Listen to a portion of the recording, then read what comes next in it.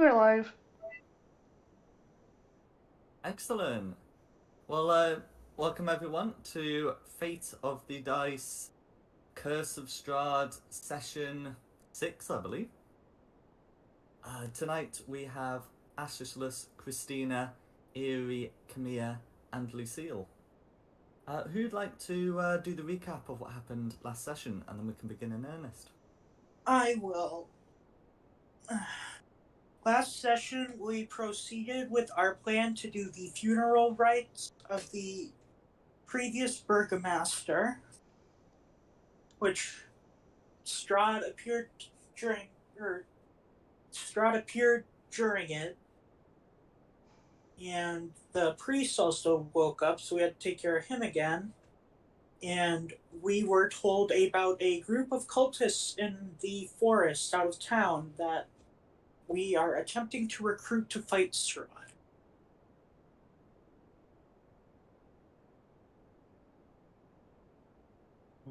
Excellent. Do you, after the funeral, did you take a long rest? Yes, we did. Excellent. In which case, it is the morning afterwards. So during the night, the rain gradually turned to snow, but there wasn't all that much of it. And when you look out the next day, there's some pools of water, but very little actual snow. However, you will notice that some of the woods, uplands, and mountains to the northwest still have a good amount of snow on the ground. You suspect it might be quite cold. Are there any additional preparations you'd like to make before you head off? Have we got cold weather gear, or do we not need to worry about it? I don't believe any of you have it in your inventory. We'll go to the shop that Kamir isn't allowed into. Buy cold weather gear. Yeah, I think that's a fairly safe idea. Wait outside and pout the entire time. Mm-hmm. You can certainly have a look. As you approach the mercantile, you should be on the map. You can see that there are two engravings that have been put in the window. The first is a sort of rough depiction of Camilla that says "Do not serve," and there is another of a raven that says "Do not serve unless accompanied."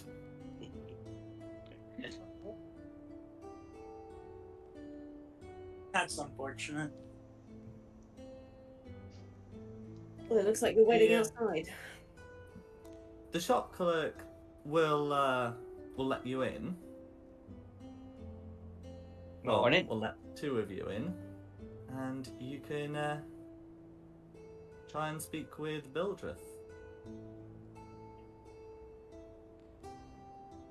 Morning. Did you catch the funeral last night? No, I've never been one for funerals. I can assure you, attending my own will be against my will. At a parade of the dead, that was certainly a sight to behold. Fortunately, I've no intention of joining them. I'm not saying I do either. At least they're getting some exercise. Aye. The Count is not one to be trifled with, though. But,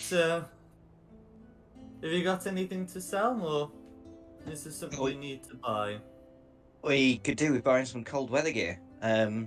Preferably 4 sets of something fairly plain, and one that's as garish as you can possibly find.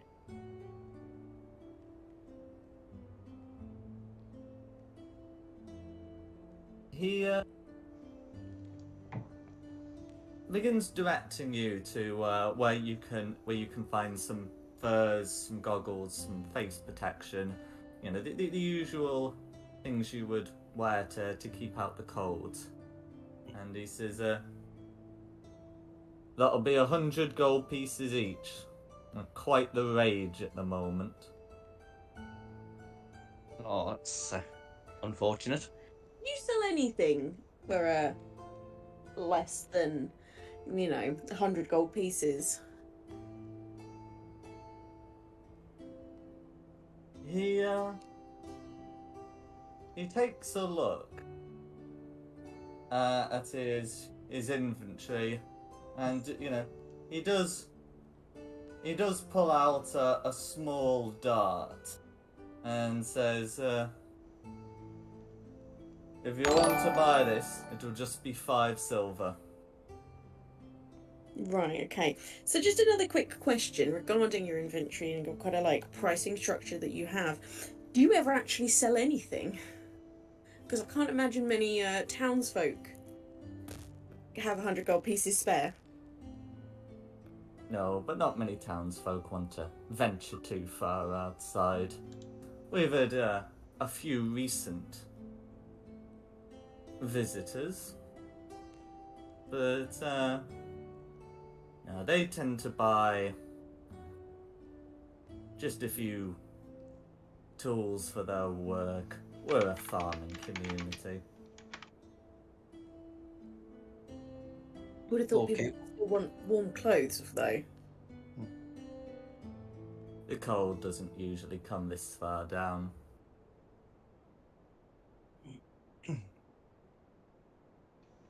Right, well, I certainly don't have 100 gold pieces, so it looks like I'm freezing to death. How about we all can give you 10 gold pieces, and whatever we find while we're out, we'll bring straight to you. Make up the difference, the rest.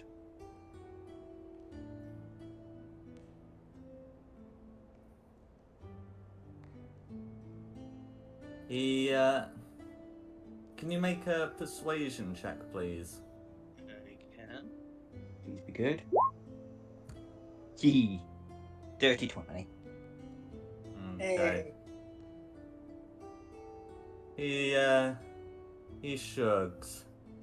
Well, you'll have to come back here at some point, so I suppose I could part with some of the gear for 10 gold pieces each.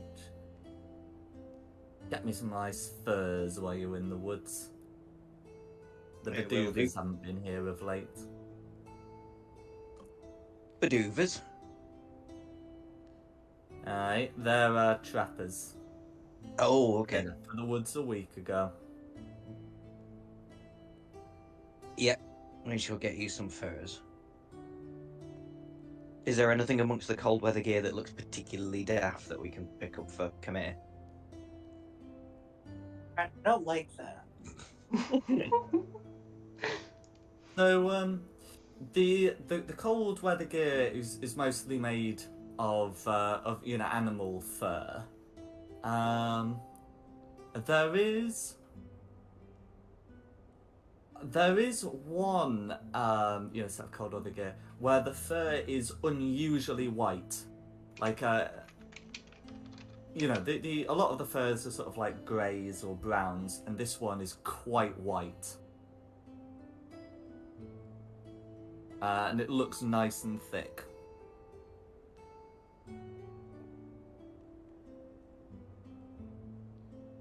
That, I think, is the most garish you're getting out of here. Fair enough. That looks quite nice. I want that one. But I'll just take whatever's there. Whatever's You around. might be able to find a blood-splattered one, if that's more your thing. But it doesn't really speak garish, more of pre-owned.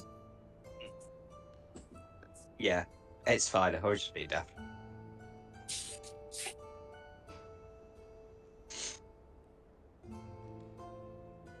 Can anybody else think of anything we'll need while we're here? What about Camping supplies. healing potions? Or do we already have healing Yeah. potions? I have an infinite healing potion, which I can let somebody else have. Well, not have, but can give. But it's only like once a day. I've apparently got 2 potions of healing. Yeah, you I think we found you some. have didn't found we? some on your travels. think There's some no sign that the mercantile sort of sells any. I don't believe. Yeah.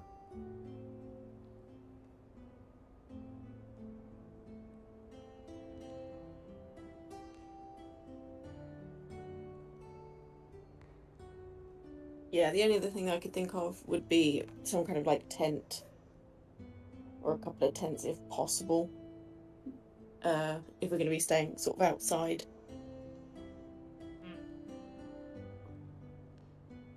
You would be able to find a 2-person tent available for 20 gold pieces.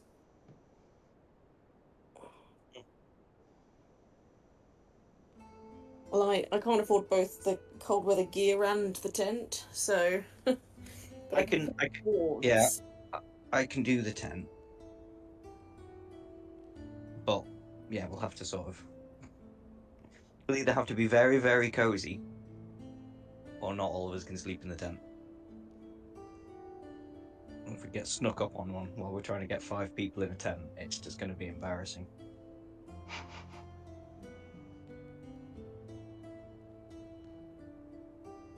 But yes, I'll pick up a tent as well as the cold weather gear. Yeah, I will also pick up some cold weather gear.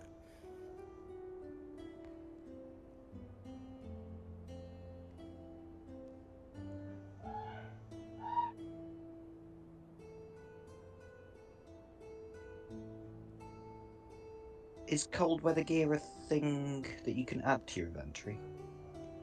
It Yes. is. Now, unfortunately, the entry in D&D Beyond is tied to like the Icewind Dale campaign. But if I remember correctly, it weighs. I think it's. Is it £12? But yeah, it is a thing that can be added.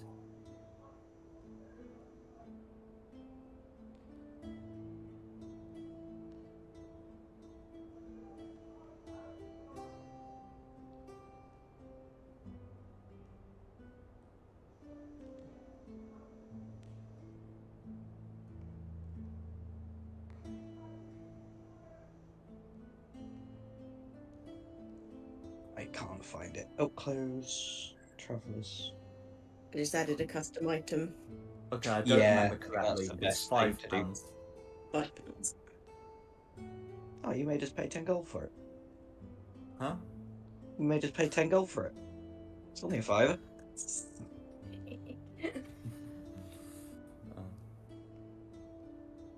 I think I was trying to make you pay 100 gold for it, but Yeah. we'll see how much you actually end up paying for it. But it's certainly 10 up front.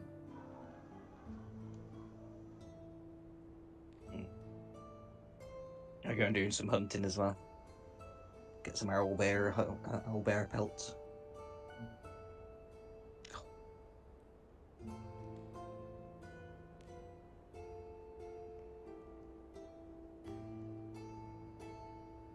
Right, well, I don't think we're getting anything else.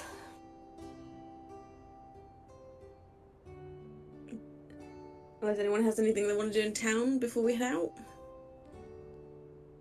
No, I'm happy to go. What are Camilla and Erie doing at this time? I am going to cast find familiar, so I can get in a little raven. Cool. Do you have the 10 gold pieces of the reagents?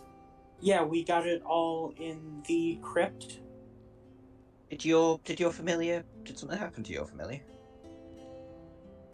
Yeah, it got instantly tapped and down Ah, since it dissipates once it hits 0 hit points. I'd have to recap. Yeah. Yes. So, are you casting it with a spell slot or as a ritual? Ritual. Okay. So yeah, that'll take you an hour and a bit. But you will be able to do that before leaving. You're not on a particularly tight schedule. That's right. And is Eerie doing anything at this time? She's probably not. She's probably just checking all of her own stuff. I mean, she'll definitely be glad that we're heading more out into a more natural area rather than this town.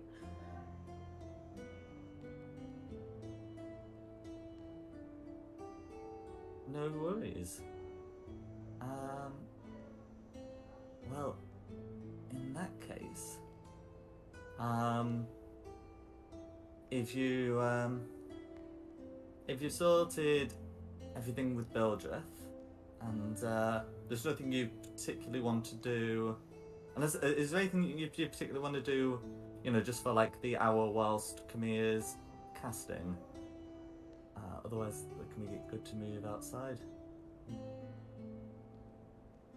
What did we do with the Book of Names? I think So the We book put of it back, names. didn't we? I think Straud asked us to put it back. in the church. Yeah. Oh, Oh. Anastasia did. Yeah. Oh, okay, it was put back. I wasn't sure if it was put back or if we were just told to. I think actually Anastasia handed it to Camilla to put back, but I think it did get put back. Yeah, I did. Okay, Yeah. cool. I think the only other thing I'd do while we're kind of waiting for Camille to kind of finish his spell is I think I'd possibly just like go to the graveyard and kind of just like have a look at the various gravestones like now that we're in the daylight and kind of like try and like make it like a mental note of names and kind of just see if I can kind of just have this like slight kind of mental record of the people that are buried in this graveyard and like who they are. Mm-hmm.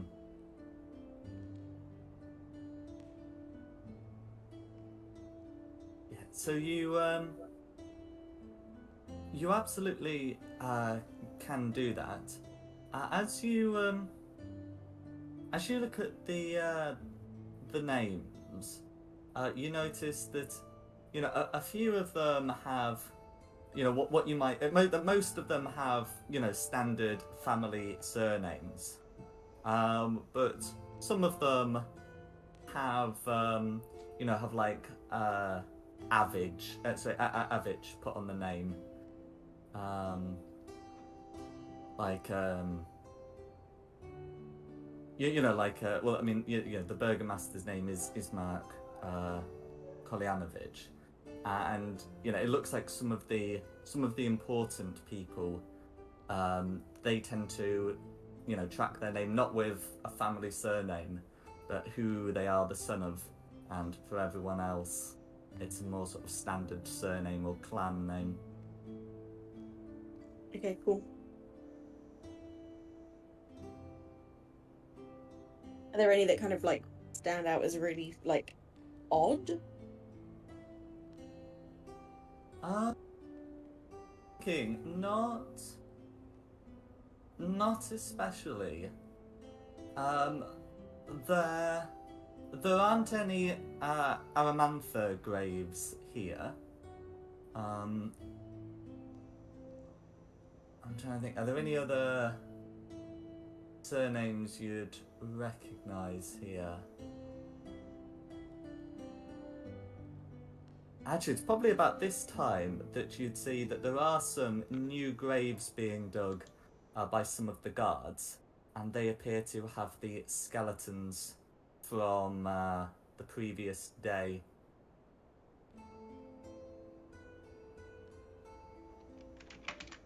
Yeah, I'll leave the guards to their kind of business, and just head back to the rest of the group.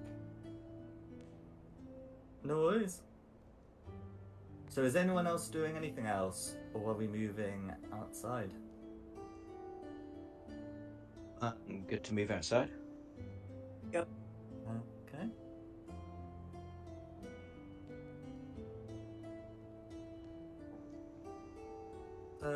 just gonna check what we have revealed of the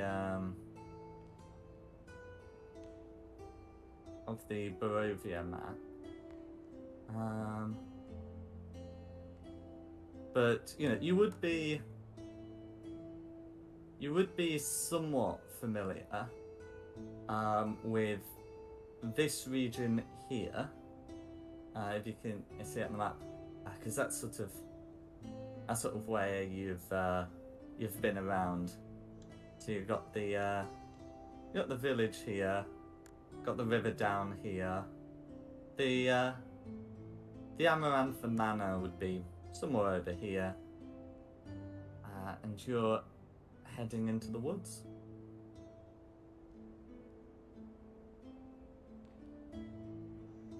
So as you leave the village, there is a track that leads into the woods. It's not massively well used, but the path is relatively distinct. As you get further away from the town, but not quite into the woods yet, the snow starts to appear. You're climbing up. It's not all that cold. You probably wouldn't need your cold weather gear just yet, but if it gets much colder, you probably would want to put it on.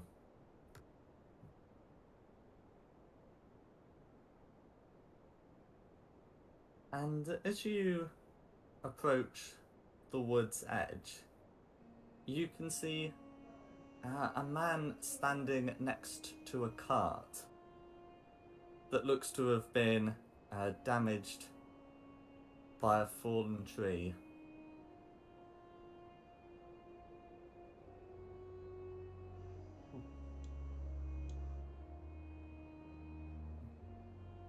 He seems to be standing by it, and as he sees you, he calls out, "Hello! Come give me a hand with this, could you?" Morning, friend. I don't see why not. Oh.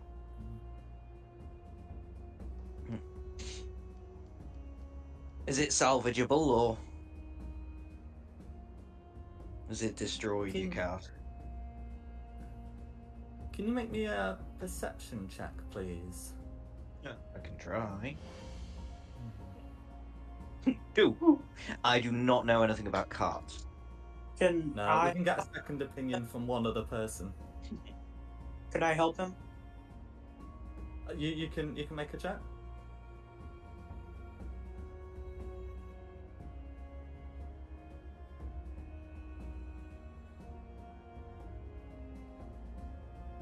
Okay. So as you approach, you can't make out all that much about the cart, but both the tree and the cart look to have been in that position for some time, much longer than a single day, probably several weeks.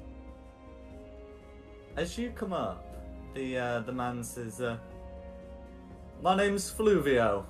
What brings you out here this way?" And we heard rumors about a group of people living in the forest, and we were hoping to speak with them. Ah. There's many people that live in the forest. Oh, is there now? These guys are kind of in a cult.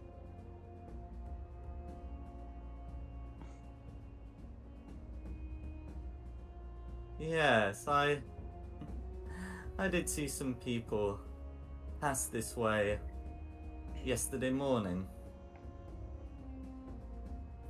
They seem to be on the lookout for something. And what do you propose to do with these cultists? He says with a smirk. We have a, how to put it, a business offering. A proposition. Ah, you bring tribute to them. Not quite. We are hoping to ally ourselves with them in exchange for some services.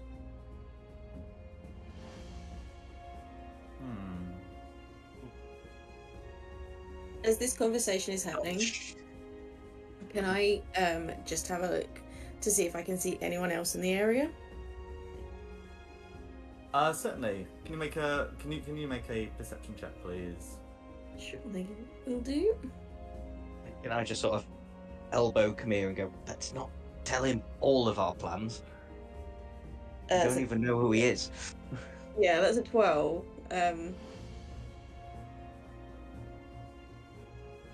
Okay, that's okay, 12. Yeah. So the man appears to be alone. Yeah, I'm gonna just keep an eye out. I'm not necessarily looking at him in the cart. I'm kind of I want to keep an eye on the surroundings. Mm-hmm.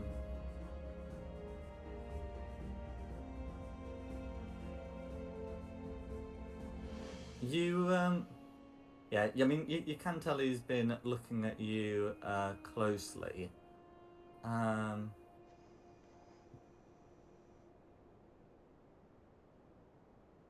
He turns to Ashisless and Kamir and says, "And what would you do if you encountered this cult?" I suppose that we would try to reason with them, and if they disagree, we would leave. Of course, if they were to attack us and we were to kill them in retaliation, that would be another situation.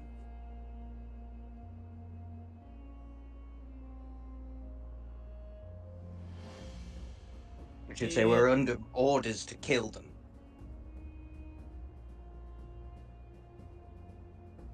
The orders of whom? The Burgomaster asked us to deal with them. As well as Lord Straud. As well, yes, Lord Straud too. As you say that, the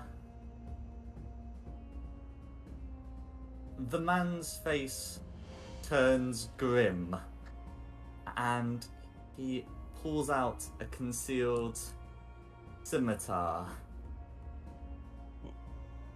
and yells, "Let 'em have it, boys!" And I'm the businessman here. You should have let me handle the business. We said we're under orders to. We didn't say we were going to. he's given the command. What's the highest? Well, so what are your passive perceptions? 10. 12. 15. Okay, so Lucille is not surprised as some arrows begin whistling. Can everyone roll initiative? And everyone except Lucille is surprised.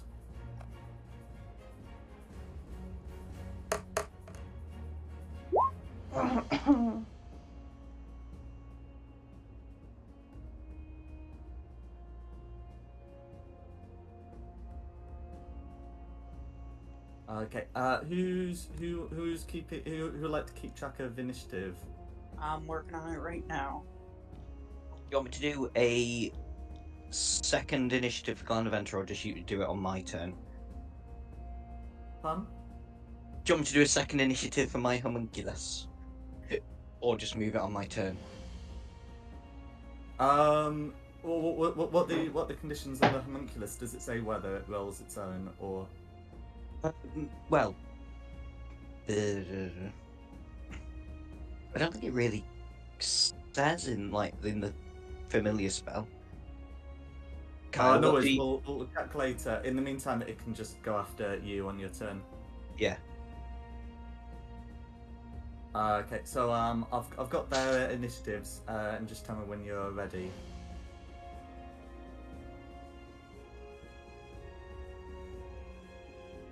I'm a 10.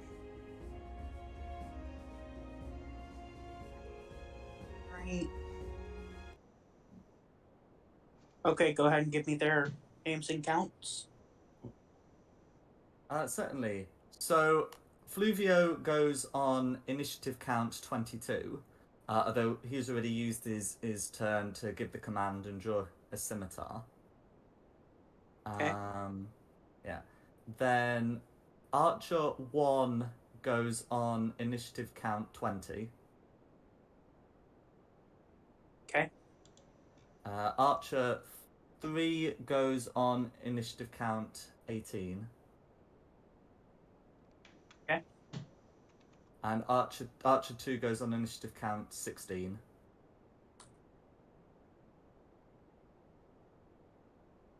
Is that it? And Lancelot goes on initiative count 4.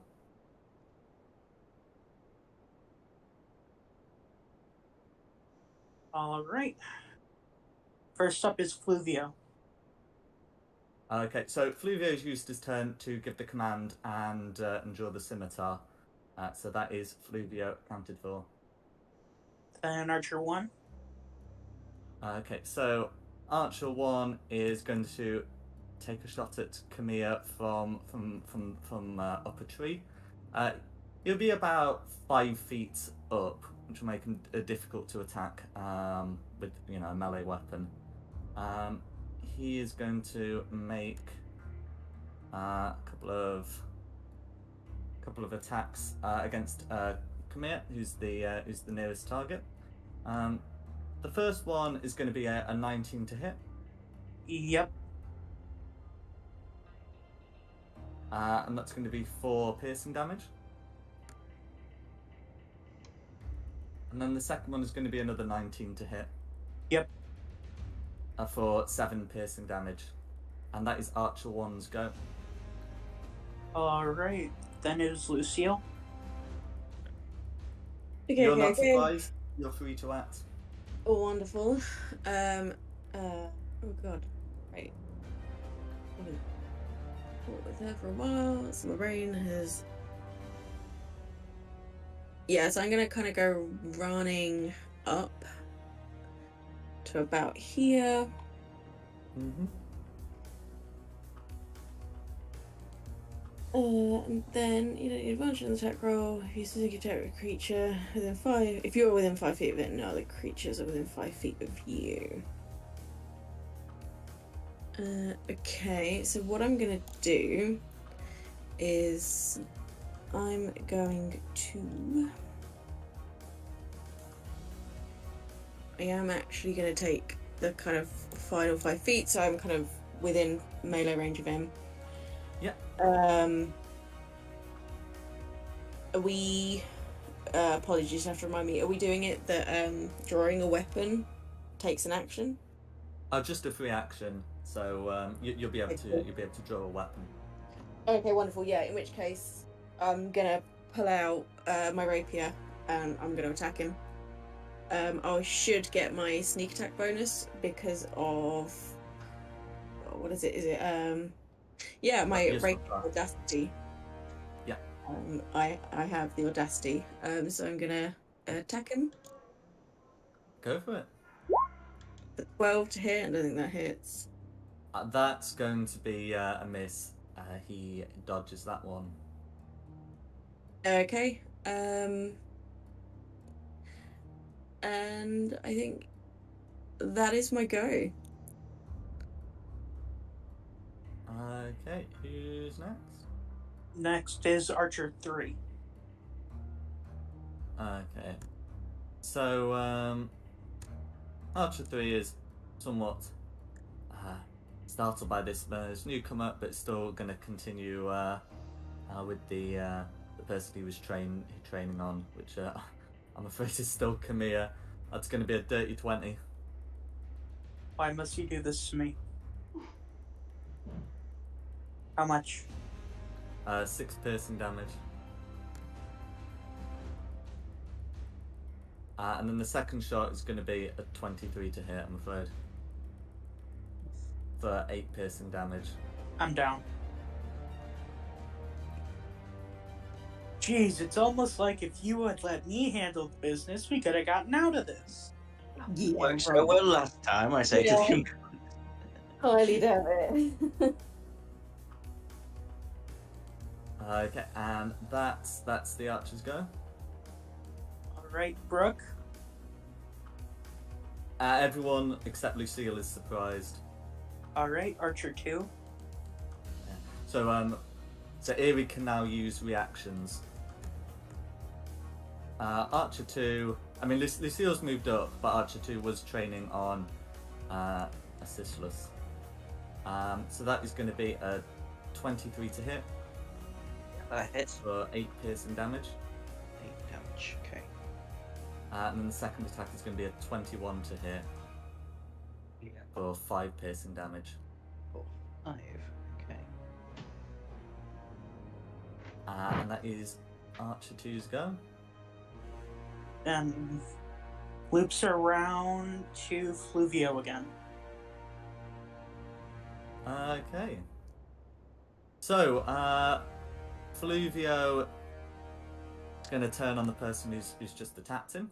So that's going to be Lucille. Mhm. He's going to use a free action to draw a dagger as well. And then he's going to make his attacks. So the first scimitar attack is going to be an 8 to hit, which you'll easily be able to dodge. Yeah.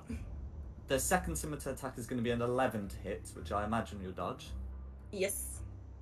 And the dagger attack is going to be a 23 to hit. The dagger hits. Okay, so that should be actually 6 piercing damage. Okay. As he does so, Fluvio bellows. Give my regards to the devil, as he stabs you.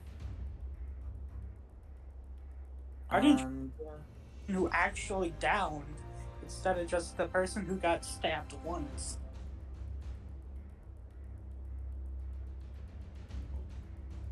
well, he says it as you stab him.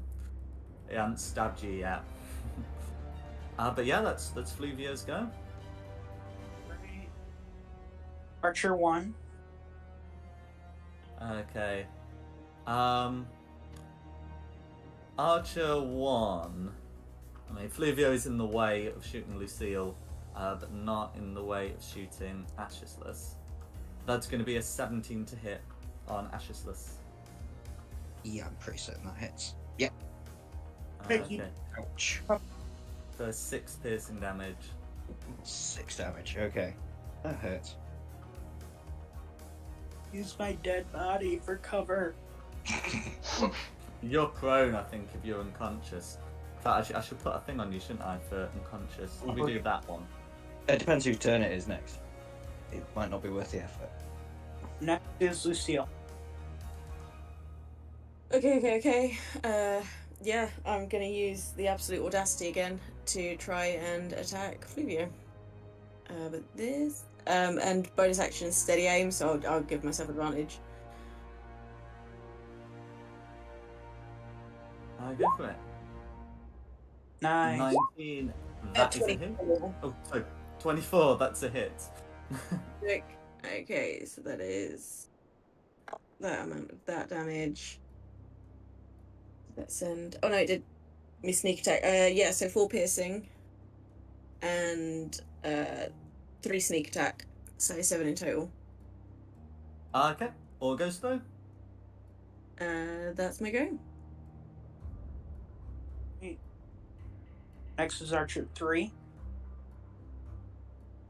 Okay, Archer 3. Gonna try and hit Assistless this time. That's gonna be an 18 to hit and then a miss. 18 hits, that's probably me down too. That's gonna be 7 piercing damage. Whoa! Not down. Let's go.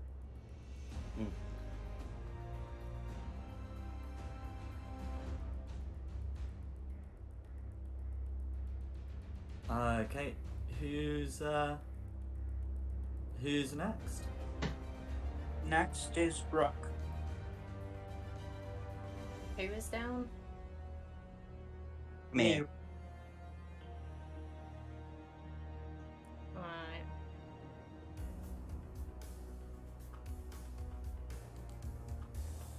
Just plop a nice little cure wounds on you.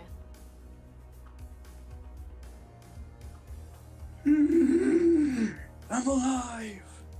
Sure. So yeah, you're no longer unconscious or making death saves.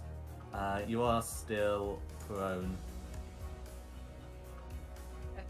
She's just gonna bonus action Chalet.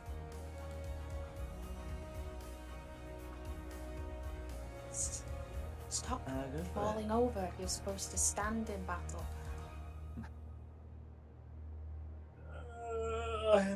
That's not my fault. I've been treated like a porcupine.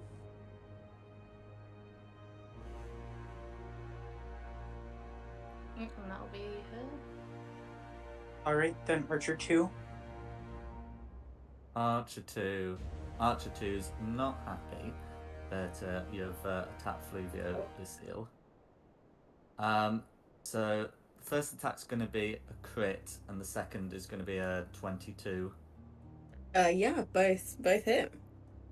Okay, so the first attack is going to be is going to be 10 piercing damage, and the second is going to be 7. Okay, yeah, that is also me down.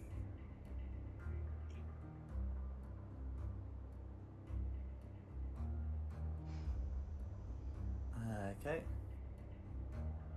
And that's Archer 2. Alright. Assishless. Okay. Jack, how do you do potions? Are they a bonus action or an action for you? If you're drinking your own, it's a bonus action. Everything else is an action. Fair enough. I shall drink my own potion.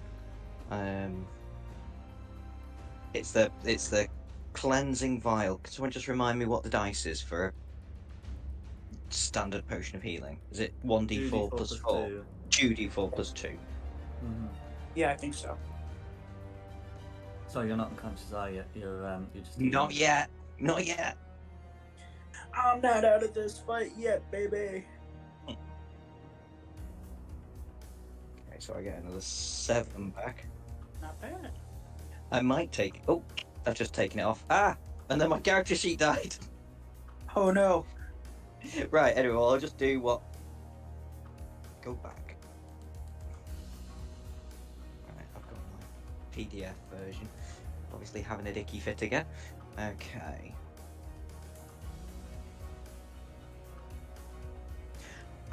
So, in which case with that, I will. I'll retreat to where the dog is. And Christina. Hide behind Christina. And I'll try and shoot. Well, the archers are really hurting, but everybody's hurting. Let's try and shoot Fabio. Why has my character sheet not loaded? With a Eldritch Blast. Which is... Sorry, I'm using paper, so it's taking me a while. Plus 5 to hit. Mm-hmm.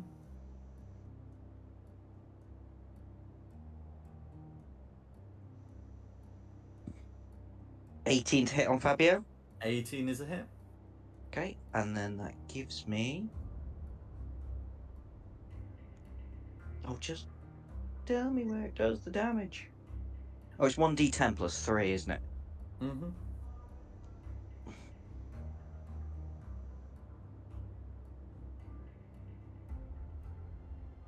8 damage.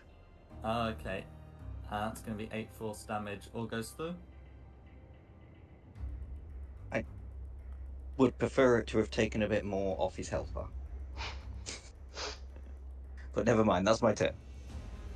Also, Glanaventa will fly over and help Khmer. Okay. Oh, do you need Glanaventa put on the map?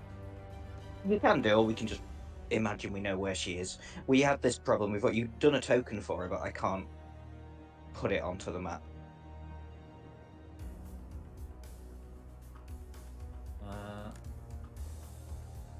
Yeah. Yeah. That's the token.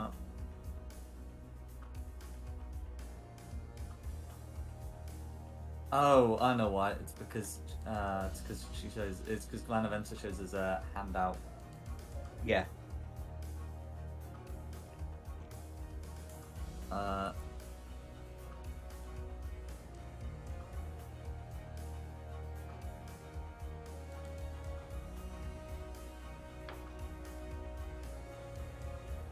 Well, anyway, we can do that. Okie dokie.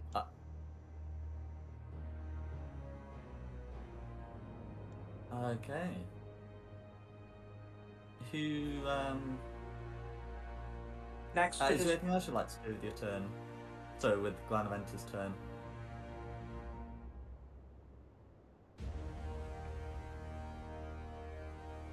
what was that? No, sorry. She can really only do like one thing. Oh no. Because I'd have to give up one of my attacks for her to be able to attack the way familiars work. Gotcha. Yeah, no, that's fine. Mm.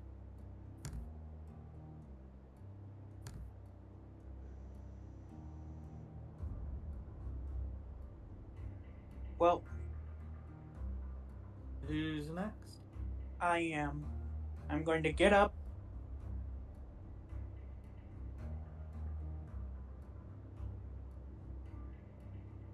I am going to duck over this tree log for cover from him. And I'm going to target him with Rhymes Binding Ice. I need a Constitution saving throw. Absolutely. Well, the archer rolled a 2, so I imagine that's going to fail. Huzzah. That is going to be 14 cold damage. 14 cold damage. And it loses all movement speed for a minute. Cool. I think there's a snowflake in here somewhere. Yeah. Alright, that will end my turn. And it comes to Lancelot. Okay. So Lancelot's able to move up to Pluvio. Not a lot Lancelot can do for any of these archers, I'm afraid. But can try and make a bite attack against Pluvio. So that's going to be a 22 to hit, which hits for 4 points of damage. And Pluvio is to make a strength save to avoid being knocked prone. Pluvio is not knocked prone. Good dog. But has been bitten. And that's Lancelot's go. Alright, Christina. Wreck some face.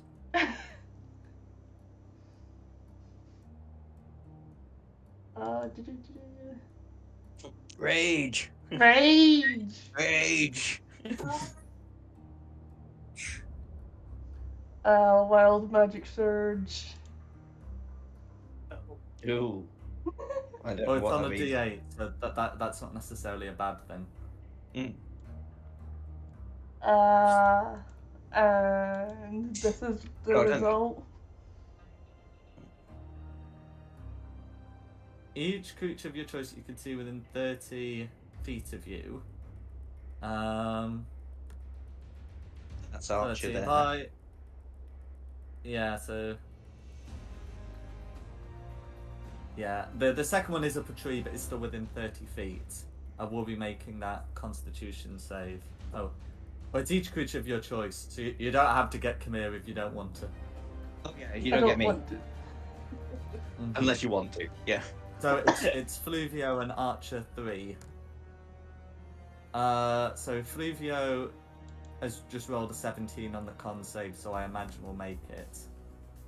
And the Archer's just rolled a 14, which I imagine will do the same. A plus whatever your spellcasting mod would be. I forget whether it's based off con or strength, but either way, it's going to be like 12 or 13, I think. I think it's off con. If it's off con, then there's a chance that he does fail. No, they both pass. My DC's 10. Oh. But you do get the D12 temporary hit points. Woo!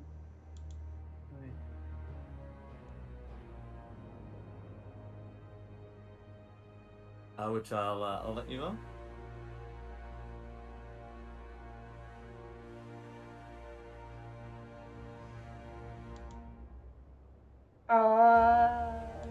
I will take a shot at this archer with my crossbow. I'll go for it. Eesh. It's gonna miss, I'm afraid. That's my turn. Alright, Fluvio. Okay.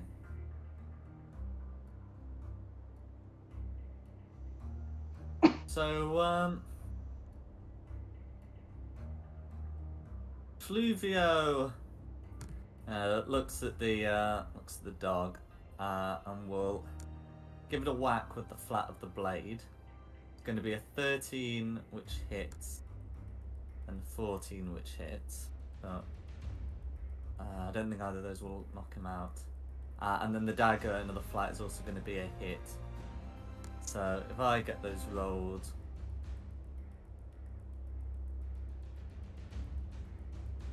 yeah. So yeah. So the dagger attack is enough to knock Lancelot out. He doesn't seem willing to. He doesn't seem particularly willing to kill the dog, and Lancelot will just be unconscious rather than dying. Whew.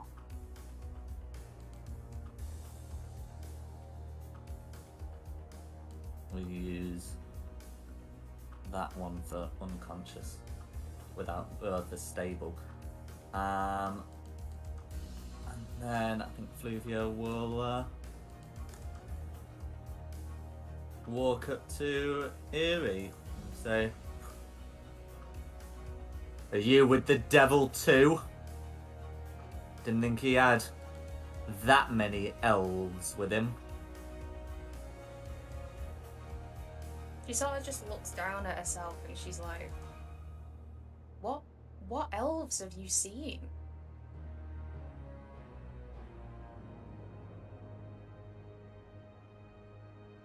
Next is going to be Archer 1. Archer 1. So Archer 1 can still shoot from where they are. Yeah, and then it can't move unless it takes its action to break the ice. Okay. So the attacks are going to be a dirty 20 and a 9. Alright, go ahead, roll damage for the first one. So that's going to be 5 piercing damage, and the second one misses, presumably impacting the tree near you. Alright, I'm going to use the Tiefling trait to cast Hellish Rebuke for free. You know what? Roll damage. I have a feeling whether, yeah, even if it were halved, that archer is dead. Burn in the hellfire of whence you came. Yeah. just for the record, the archer did fail and does take the 22. How do you want to? Yeah, so you're able to finish them off. Into a crisp. I want him well done.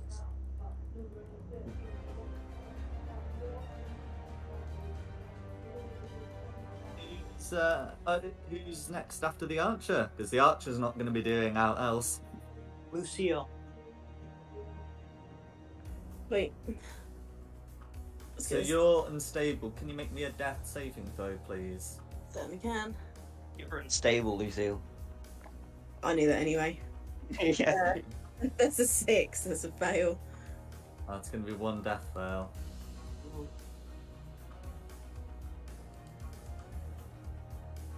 It's me.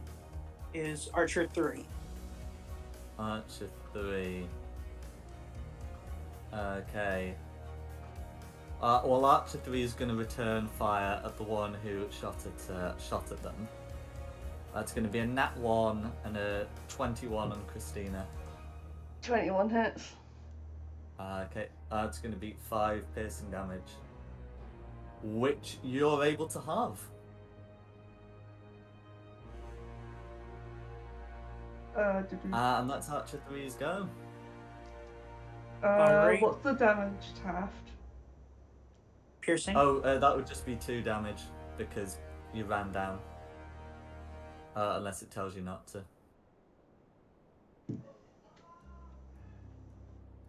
Alright, next is going to be Brooke. Alright, I've had this circle out for a bit for a reason. She is gonna cast Wither and Bloom.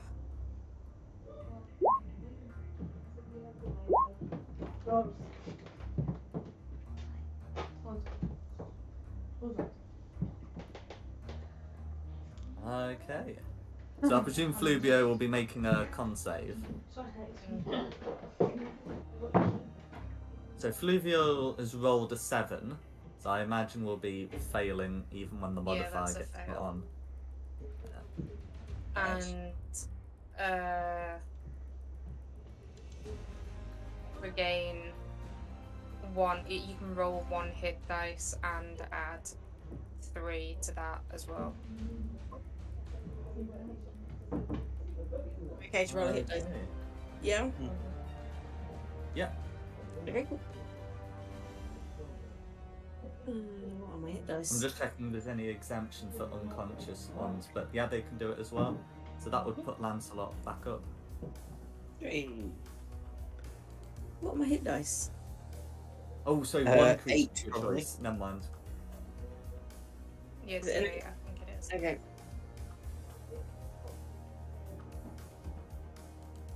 It was +3, yeah? Yeah. Can you imagine if you picked the dog? I mean, realistically, Eerie would, but I'm not gonna be a dick, so. You could have. Nice. It's 11. Very. Yeah, that will. I mean, you'll still be prone, but you are conscious. Wait.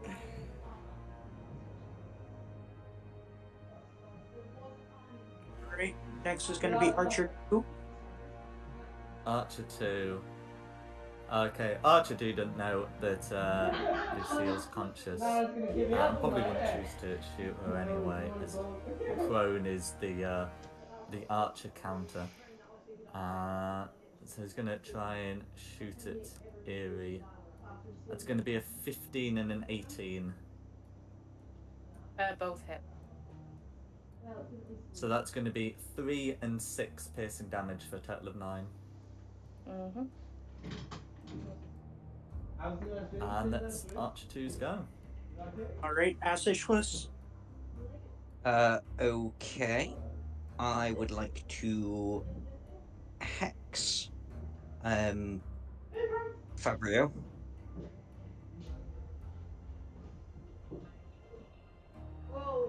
Yeah. No Okay, save against that. No, it's just an extra d6, yeah. So and then I'm gonna try and hit him with an Eldritch Blast again. Oh, well, that's a miss. Never mind, that's my turn.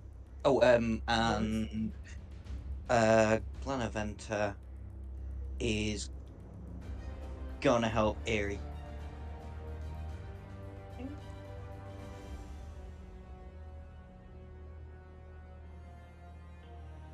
Alright, next is my turn. Yep. I'm going to target this archer over here Go for it. with a Ray of Frost. Yeah. Oh, It's going to be a miss, I'm afraid. and I will end my turn. Next is Lancelot. Lancelot is stable, so doesn't have to make death saves. So Lancelot is gonna be dreaming, I guess. Alright, then Christina. I'll take a shot at this archer. Go for it.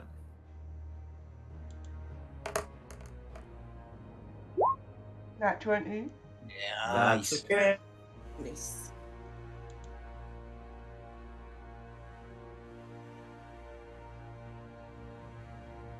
Okay, that's going to be 7 piercing damage.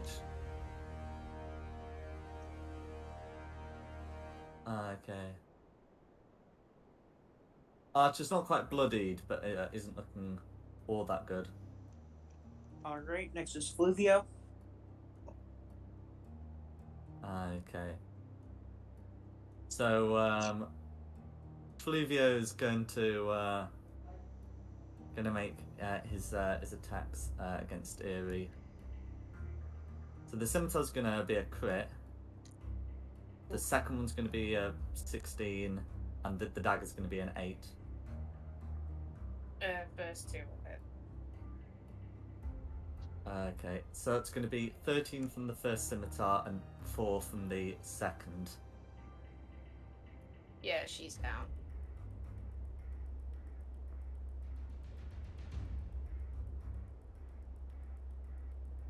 Okay. At which point he's going to call out, "Die, servants of the devil!" Pointing towards the castle in the distance.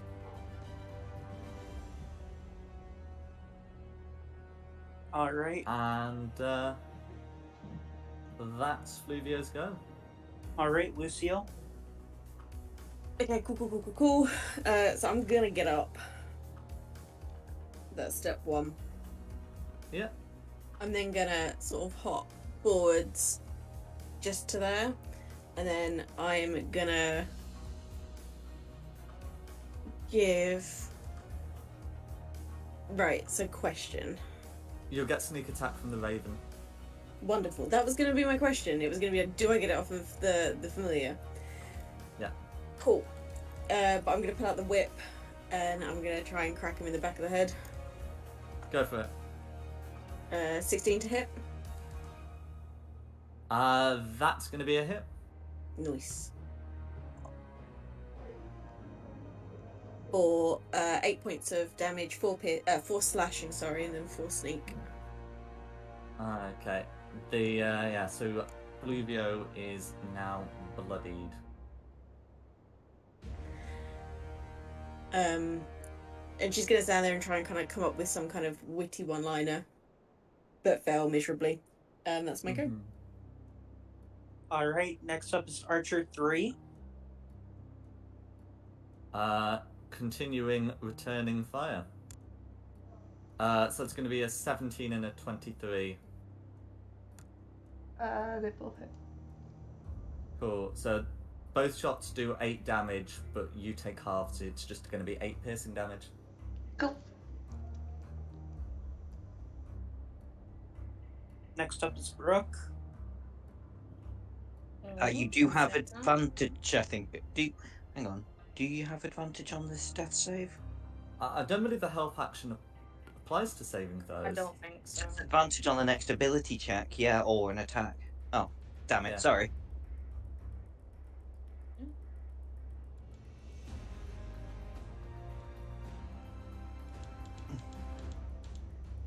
Yeah, so that would be a death save.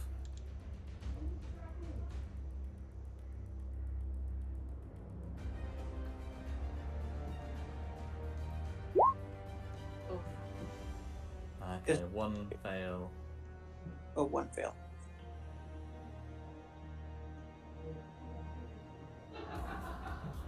Alright. Next is Archer 2.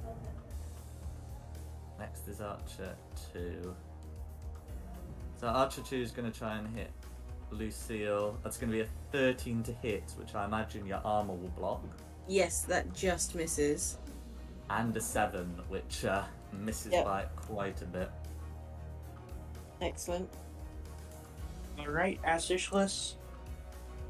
Okay, so I'm going to do Eldritch Blast at Fabio.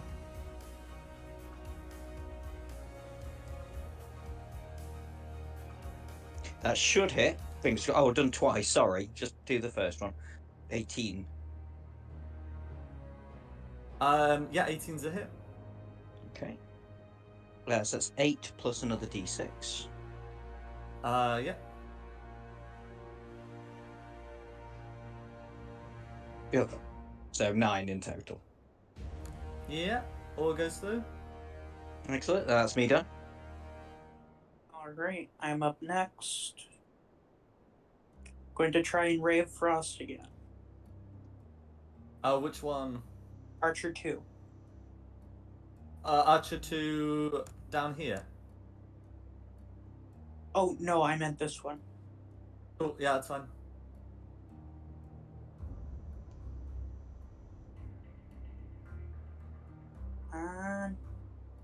Dang it! Christina's up. Hang on, shush. Literally just before Kamir says that, Glanaventa flew over before on my turn and gave him the help action. Okay. That's stretching it there, bud.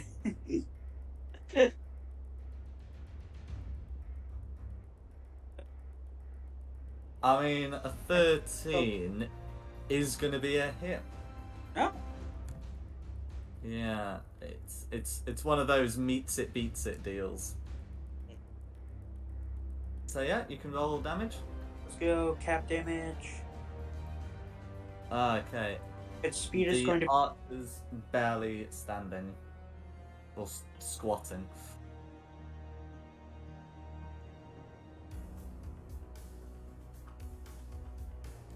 Next is Christina.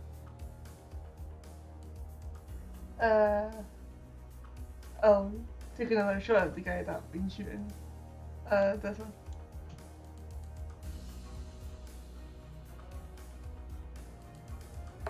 I go for it.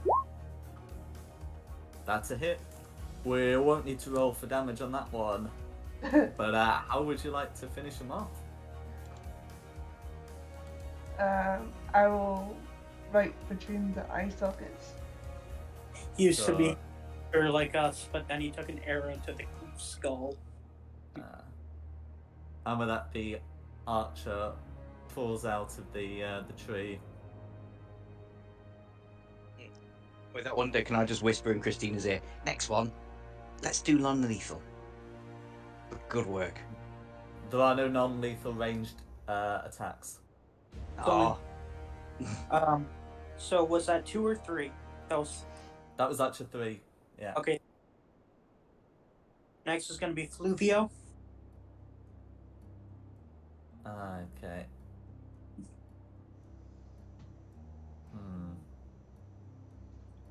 Fluvio's going to give a command to the archer to keep shooting at Lucille, and then move down to take on Christina, who's just shot and killed one of his friends.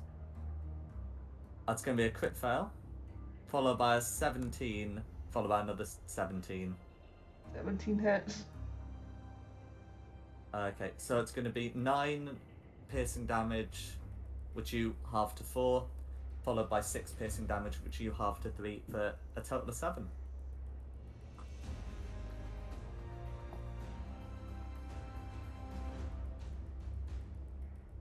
Next is Lucille. Okay, given that he has moved like a wimp, I'm going to move up to Eerie. I'm going to use my action to feed her a potion. Mm-hmm. And then so hang on, do you want me to roll the healing or does Eerie? Either of you. I mean, you might as well, since you're Okay. taking Yeah, active yeah, roll. you'll do it. 2d4 plus 2. 2d4 plus 2. Mm-hmm. Not great, it's 5, but you are at least up. And then I'm going to use the rest of my movement just to kind of get round here. And that is my go.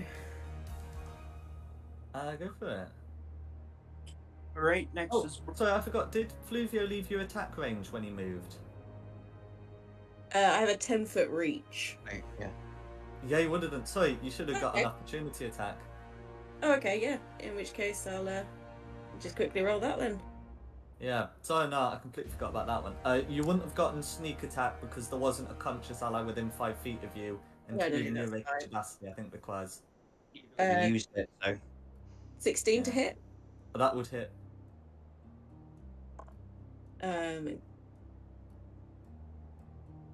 Yeah, so 4 the 4 points of slashing damage. would go through, yeah. Sorry, that's absolutely my bad. No, but no. yeah. It's fine. But to yeah, be fair, on opportunity attacks, you should have got one against Glenaventer as well.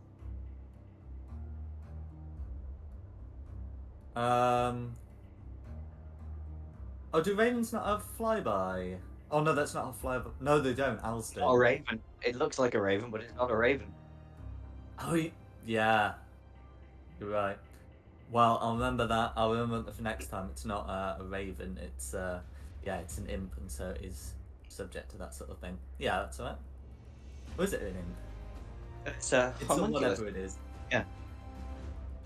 next Let me up. check that. Is it a homunculus? Sorry, carry on. Next is Archer 2. So Archer 2, yeah, we'll still be able to take the shots that he was instructed to. It's going to be a 12 to hit, which misses, followed by a 21 to hit. 12 miss, 21 hit. Yeah, for 6 piercing damage on Lucille. Okay. Next is Asishless. Great, and it is an imp. Sorry, I think I got confused with a different thing. It's an imp, not a homunculus. Okay, can I Yeah, shoot between Christina's legs? Yeah. I mean, I can't move. But... You're also free to move, but yeah. Okay, so Eldritch Blast. Come on. Yeah. 13. That's going to be a miss, I'm afraid. He's not quite able to dodge it, but he's got armor Yeah. under his clothes. That's a bugger. And I will continue having Glenavent give the help action to Kamir. Go for excellent. Go for it. Alright. I will pull out my crossbow. Mm-hmm. Check something real quick. So Okay. it's a light crossbow, D8 damage, and it would be 80, 120 is your range. It's actually 8320, but yeah, I'm gonna try and hit her with that since I have advantage. Yeah. That's a hit.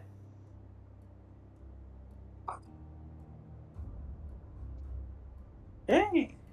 Nice. 4 goes through. Then I'll duck back behind the log. Livio calls out, "I'll die before I surrender to agents of that cursed count.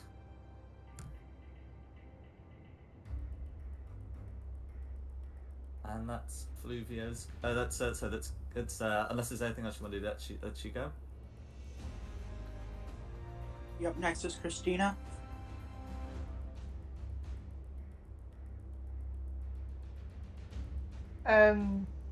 Gonna hit the guy in front of me.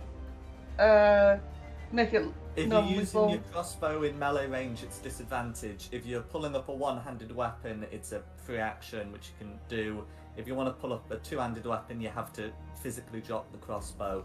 And if you want to punch him, you can punch him. Oh, you can also slam him with the crossbow, but you're not proficient with crossbow slamming. I was gonna bring out my great axe. Cool.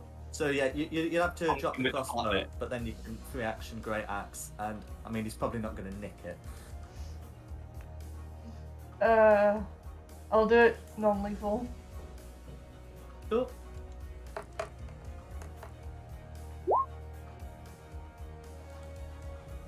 That's going to be a miss, I'm afraid.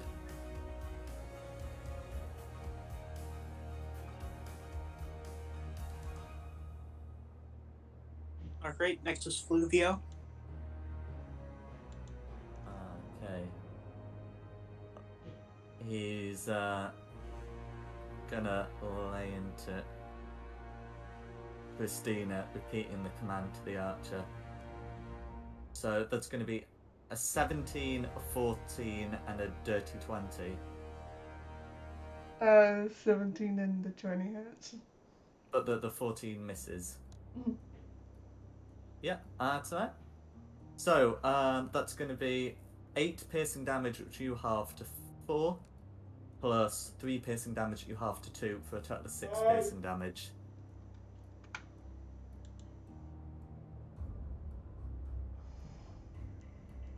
He calls out, "In death, I will regain my honor."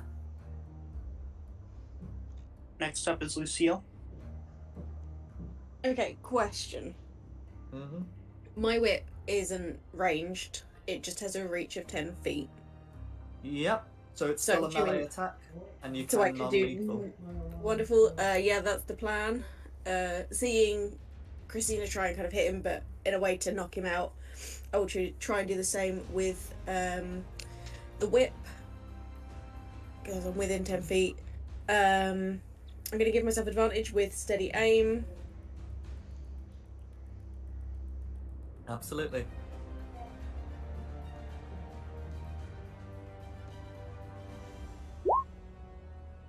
So that's a 17 to hit. That's a hit. I'll get sneak attack damage. Mm-hmm. But yeah, I'm just trying to do it non-lethally. That's alright.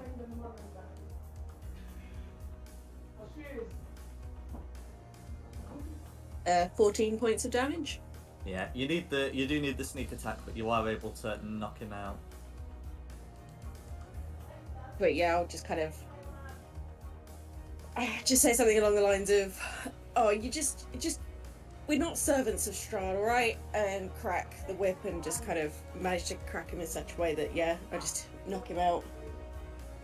Get his legs so he falls forward and smacks his head on a rock. Yeah. Mhm. That's alright. But that's my go. Okay, who's next? Next is Brooke.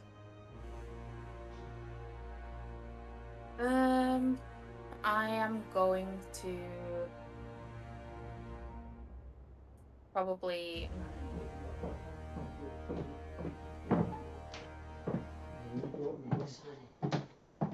just for safety's sake, I'm going to activate my Halo Restore.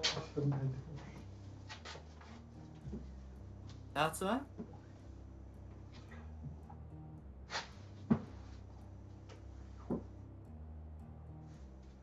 So that gives me 12 temporary HP. Mm-hmm.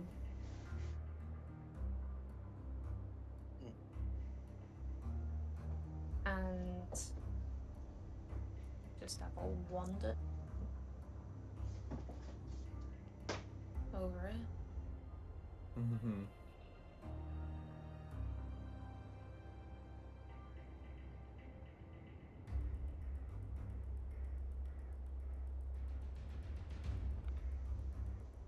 Okay. Oh, I'll remove your prone unless you're crawling there.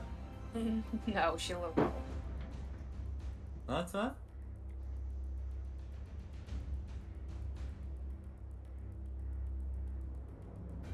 Yeah, prone is good at avoiding arrows, but if the archer then jumps down and stabs you in the back, not so good. Yeah. Who's next? Next is the archer. So calling out Can to. he make a con save as well. Oh yeah. He's rolled a 1. So yeah, he's taking that. What? How much damage is it? It's 4 necrotic. 4 necrotic, all of which goes through. He climbs further up the tree and calls. Whom do you serve, if not Straud? He spits that last word out. We don't serve anyone, for God's sake.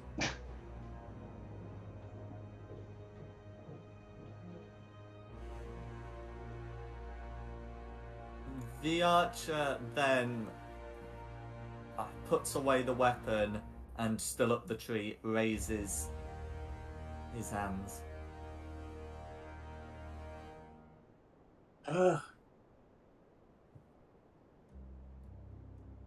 Is everyone okay? About? I mean, I've certainly been better. Are you letting him live, or do we still need to be in initiative? I say let him live.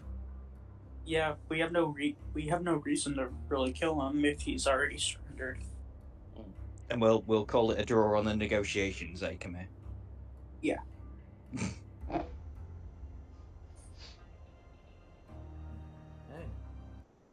So, in which case, the fighting stops. The archer will come down as soon as Erie's moved away from the tree.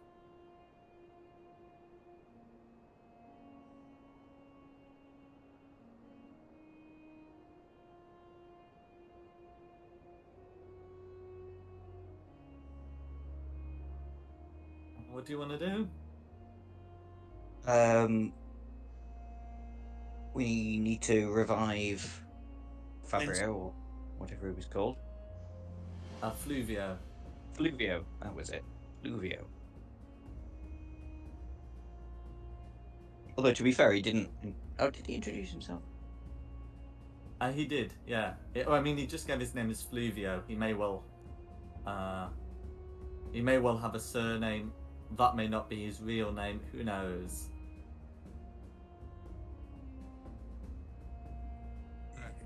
Can we do it just by, rather than wasting a potion? You can wait the Sorry. 1d4 hours, or you could, try and wake him up. Before we wake him up, can we maybe tie him up just so he doesn't kind of come at us in a mad dash? Yeah. Do you want them both tied up?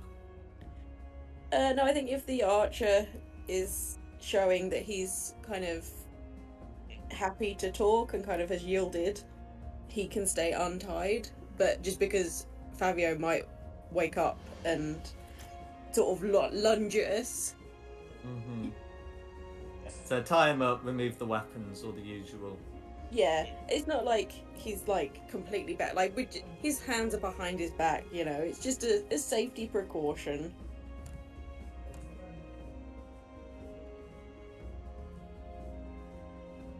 No, that's alright. So,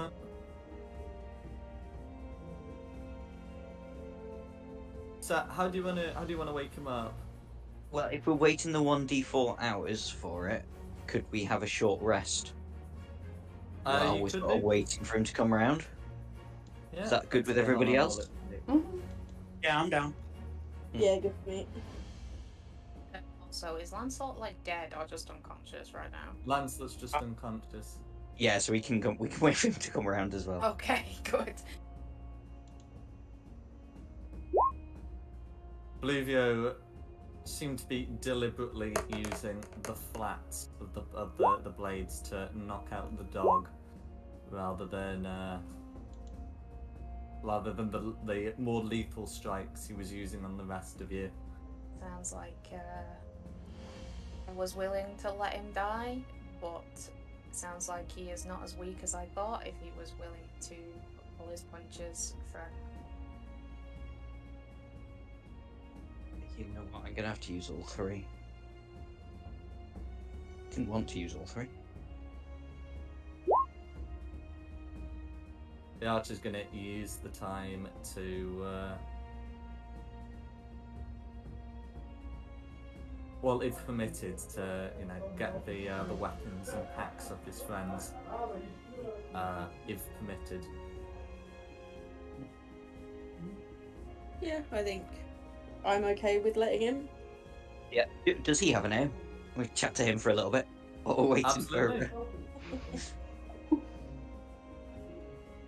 Nice weather for it.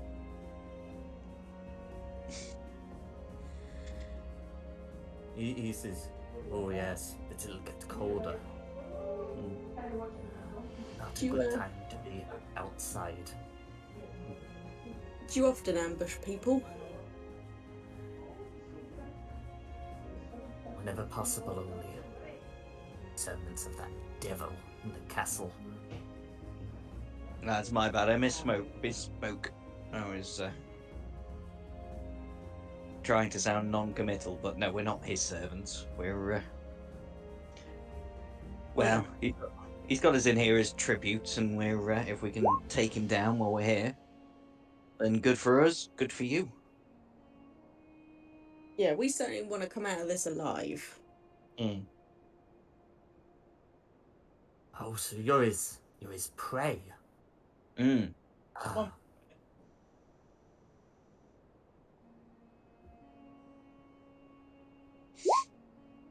Could I have a quick look, see if there was anything on this wagon that's worth us taking back? Worth having and taking back? So I mean, so you can do, but on further inspection, it looks like the wagon's been like that for weeks.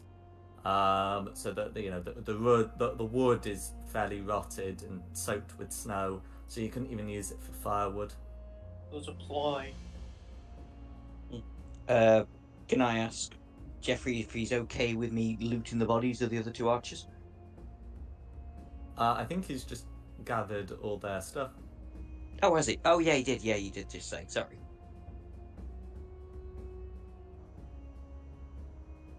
So, whereabouts are you lot based then? Because I'm assuming you're this, the cultists that live out in these woods. He shakes his head. We're not cultists. Sure, they're sure we've heard of some of them. We thought they were all based in town. No, we're scattered freedom fighters. Can we show him the mask and see if he recognises it? I'm sure somebody had that. Come here, did you have the mask? Yeah, I did. I'm gonna hand it over. He has a look at it and says, "I'm not seeing anything like that. Oh no. Not even in the Devil's Courtyard did we see anything like that." So if the rebels don't know about it and the townsfolk don't know about it, there has to be some third faction where that's off our radar right now. Yeah. Do you lot have anything to do with the moon?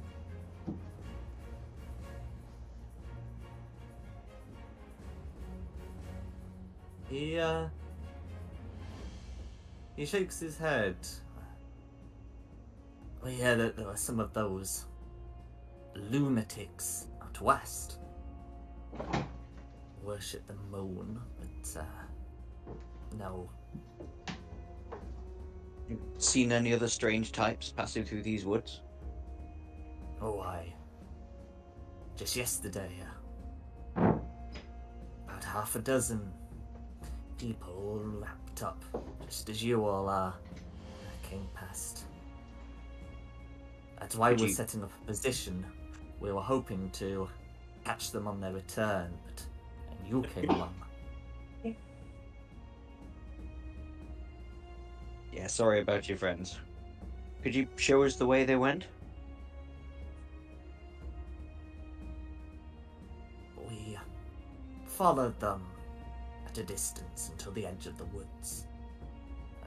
He points to one of the archers and says, "It was Falcon over there who followed them alone.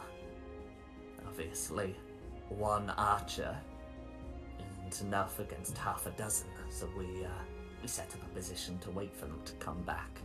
He says they went into the woods near the old huntsman's cabin." I don't know about you guys, but it sounds like we found our bastards. I don't know whether the parents were married or not. Not really for us to say, you know. Don't know the marriage culture, you know, here in Barovia.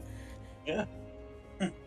Well, other than the fact that, oh no, it's just as a servant, isn't it, that someone has to give, Ismail has to give his sister over. I mean, you should always keep mistresses in mind. True. Oh yeah, we definitely know of at least one mistress. Yeah, but then they played happy families. Mm. So I don't think that. Anyway, marriage cultures as well. Anyway, while we get slightly off topic. So right, what we saying? So there are lunatics out to the west, right? Yep. Potentially linked to this mask. We got some freedom fighters who, despite our unfortunate casualties, I'm hoping maybe we could be friends. And then half a dozen people headed off into the woods. Yeah. Well, I say we go to the old hunter's cabin and try and find them from the woods from there. Yeah.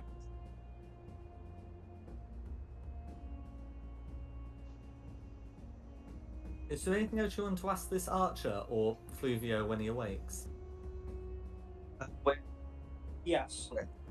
Yeah, go on. Once Fluvio wakes up, I'm going to offer him another chance at a deal. Maybe not a deal, maybe we could go along the lines of friendship. He tried to attack us. I'm not that quick. Yeah, but we got mixed muddled, and we possibly went in a little bit hotter than we should have. You know. What do you mean? It's snowing out. How could we go on? I mean, it was also obviously a trap, right? It was obviously a trap. Yeah, I mean, Well, I it didn't sounds like see we both want the same thing. I couldn't see the archers, but I'm like, my brain was like, "There's someone out there, right?" So I think we let him wake up, and we offer, you know, we apologise. You know, we were all caught unawares. Let's be friends.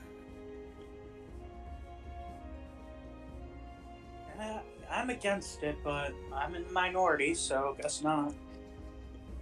I mean, if he doesn't want to be cordial, then that's his choice, and he'll face the consequences.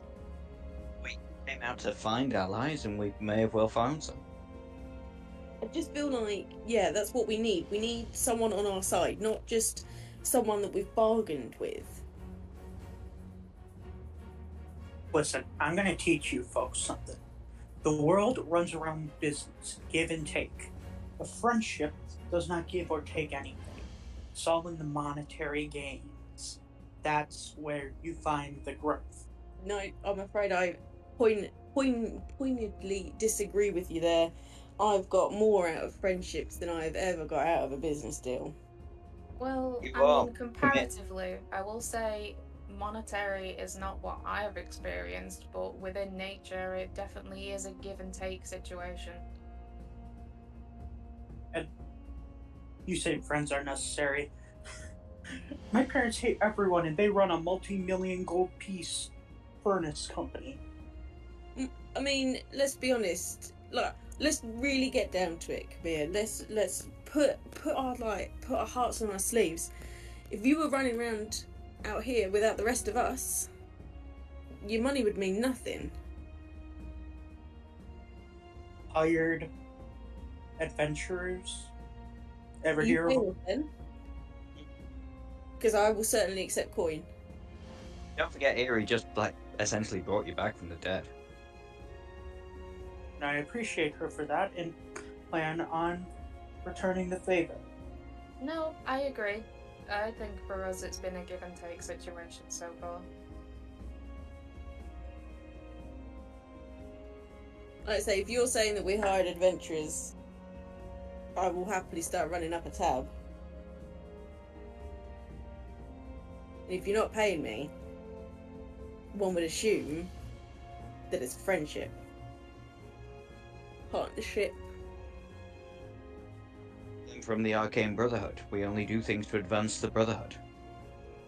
It might be monetary for the Brotherhood, but the brothers, we stick together. You people really need to get out. We are out. It's cold. The I'm archer over speaking here of is I talking do about the not do well Arcane in the snow. Brotherhood. So the archer over here is talking about the Arcane Brotherhood and says, "You're not with those wizards, are you?" Are we really Yeah. doing this again? Yeah, probably. And for unto. I'm one of their best wizards.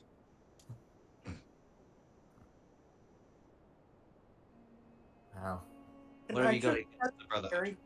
that we were visited last year by a wizard who, after a time, said he could help rid us of the devil. But when we came into his keep, he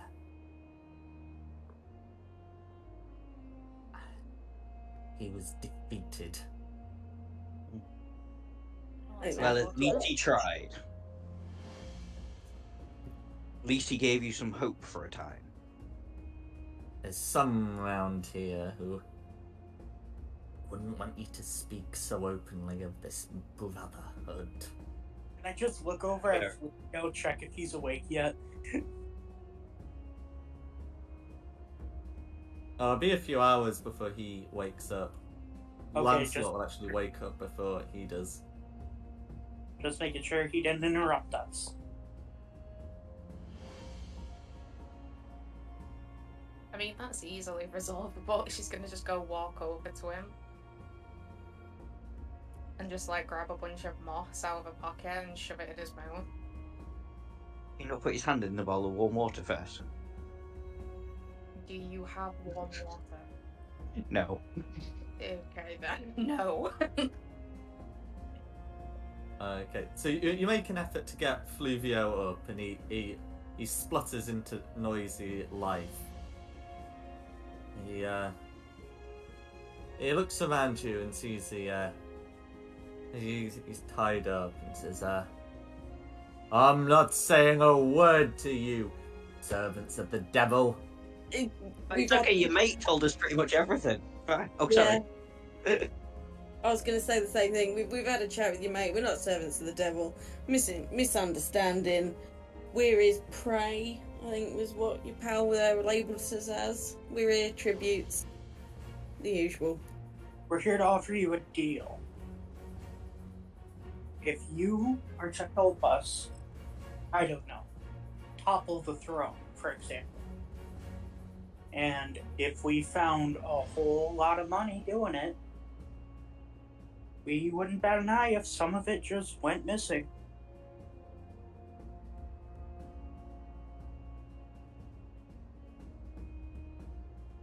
What plan do you have to stand against the devil? Simple. We kill him. That's what the wizard said. Yeah, but see, the wizard was alone. Did any of you go in to fight with the wizard when he went to do battle? Yes. Many of us went. We cannot return home because we entered the Devil's Courtyard. We are doomed to a life outside Barovia, outside Valaki, outside Kresk, outside Oraznu, outside any settlement, even the ruins of Berez, because we entered the Devil's Courtyard with the intent to put a stop to him. I mean, we could change that.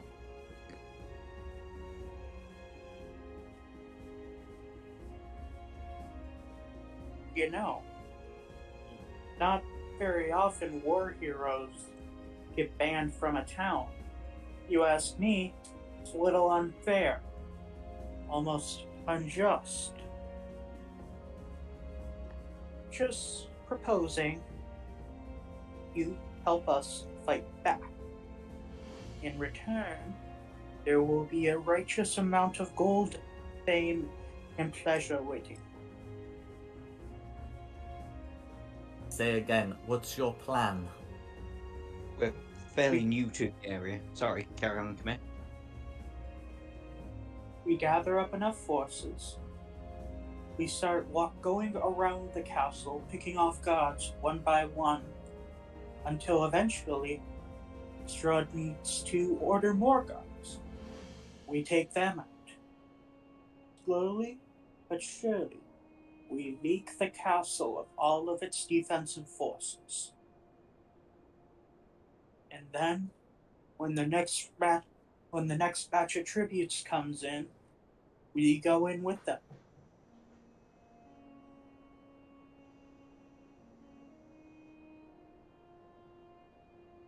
I have a feeling that there won't be another band of tributes until we're dealt with one way or the other.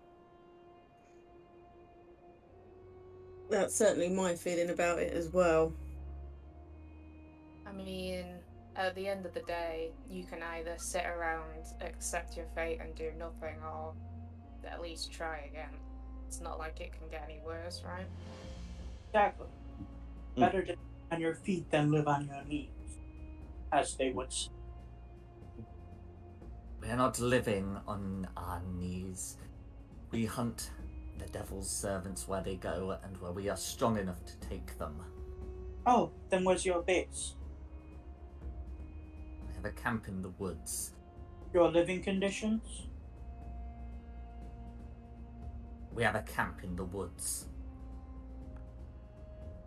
Let's not insult a camp in the woods here, thank you. All I'm saying is it could be much better. Much, much better. We will not enter the Devil's Courtyard again unless you're strong enough to stand against the Count. Just give us...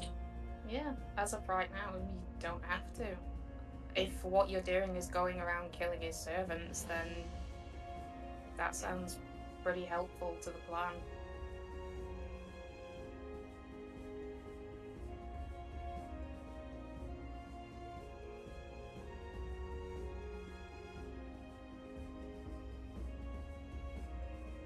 Luvio shrugs. Then so be it. Do we have a deal?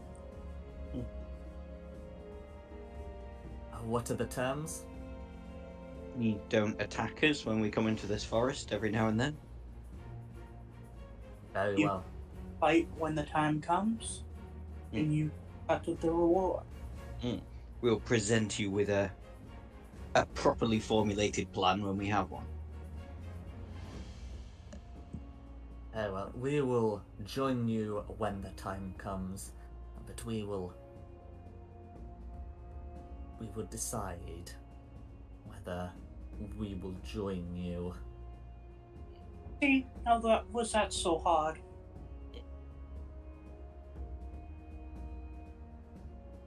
I'm gonna untie him.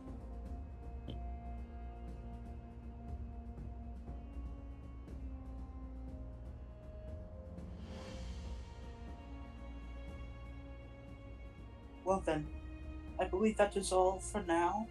We must head westwards, and we shall see you again when the time arrives.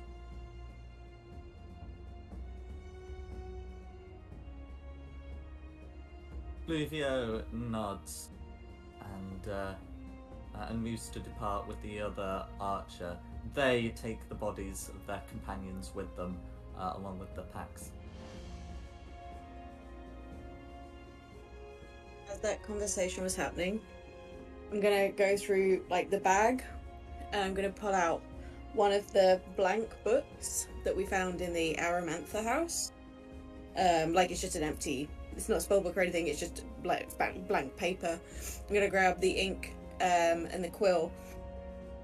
And you see Lucille start kind of like jotting down some, like, just writing down some bits and pieces. And kind of, once she's finished, kind of dries off the ink and shoves it in her personal kind of pack.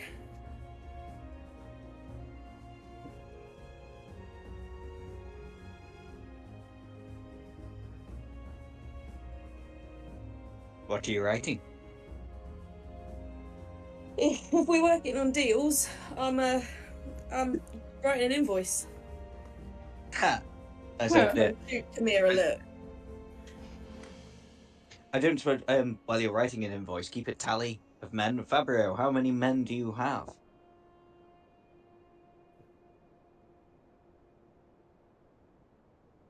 We have about half a dozen more. There are other scattered groups in this basin. Okay, 6. We've got 6 people. We're going to need more than 6. I think we might need more than 6. So I propose we send anyone, whenever we come across someone who finds Straud's tyranny to be excessive, we invite them here, they join the ranks, and they begin training.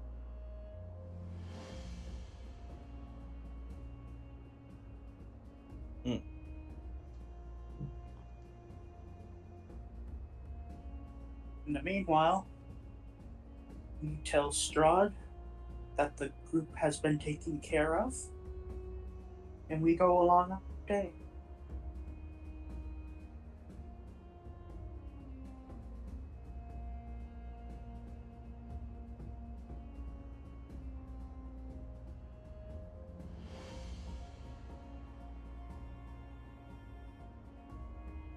Yeah. And we crack on to the hut. The west. So the you've been able to get some directions. The company will leave you, and you'll be able to head to the edge of the woods. The cabin's not too difficult to find. It's a short distance from the path. There's a bridge that goes over a frozen stream, and you're able to get to the edge. You notice that although it's not shown on the map, there is a fenced off area near the cabin, but there's nothing currently within it.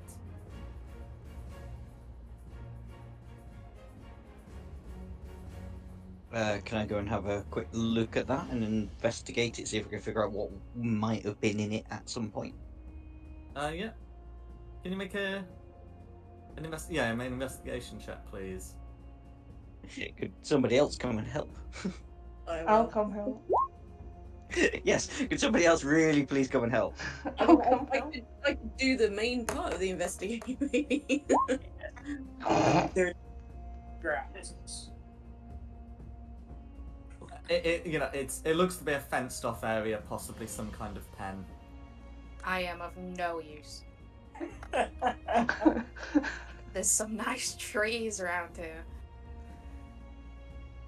Okay. So Lucille's able to determine that it's some kind of animal pen, most likely for sheep or goats.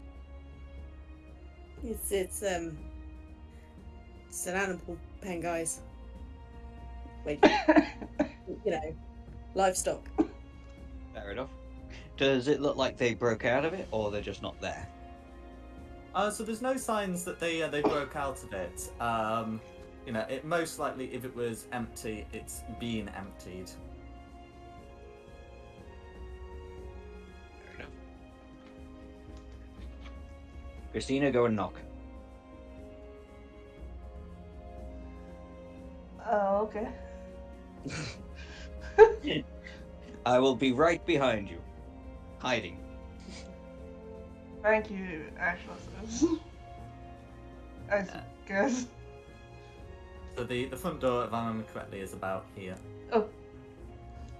Knock, knock, knock. So you knock on the door, and you are greeted with with a person who's come to answer. The person looks fairly, I mean, not like old, but probably in his 50s. He does have a certain outdoorsman appearance. He's dressed in traveller's clothes. There's a fire burning inside, and you can see that looks to be a living space. He says, "What can I do for you?"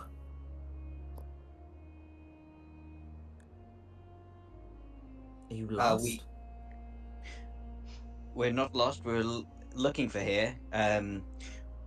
We met some men on the road that said a group of 6 suspicious characters entered the forest from roughly around here. Do you happen to know anything about that? Yes, I saw them pass nearby. You know who they are? No, I'm waiting for my friends to return, actually. I thought they might be them. But, How too close many of them. How close were they when you said they passed by? Oh, probably just a quarter of a mile away. Who are your friends? Sorry, who are your friends? Let's not get ahead of ourselves here. My friends are Laszlo and Elena Vaduva. They're trappers in the village. I see. From inside, you can hear a high-pitched yipping sound. The huntsman looks apologetically and says, "I'm sorry, I must attend to that. Do come in." Can I get like I want to say like a vibe check? Can I like an insight check? I just kind of want to see if I can kind of pick anything up from what he said before we go in, ideally. Make an insight check. Yeah, absolutely. 18. Nice. Yeah, so the he does seem sincere enough.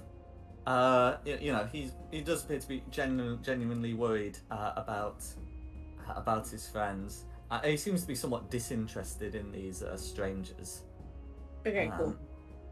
As you come in, you can see that near his table, he has a wolf cub sitting atop it.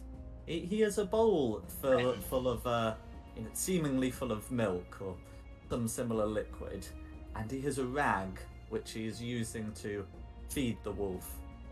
Dipping a corner into the milk to let it soak, taking it to the wolf's mouth, and then sort of squeezing it to allow the wolf to suckle.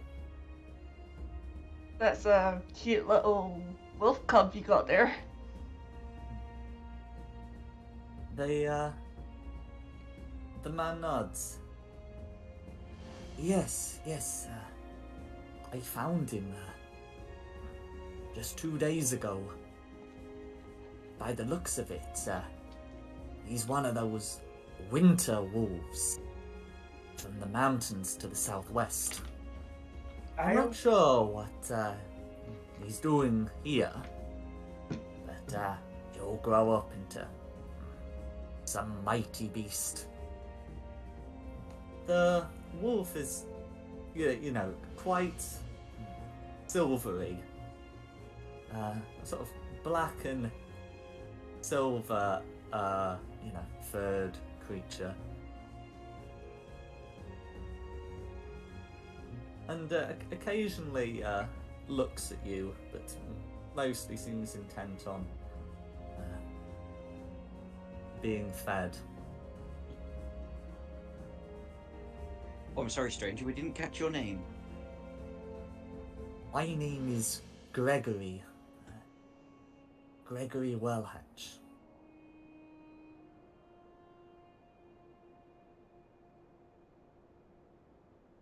Sorry, Gregory Wellback.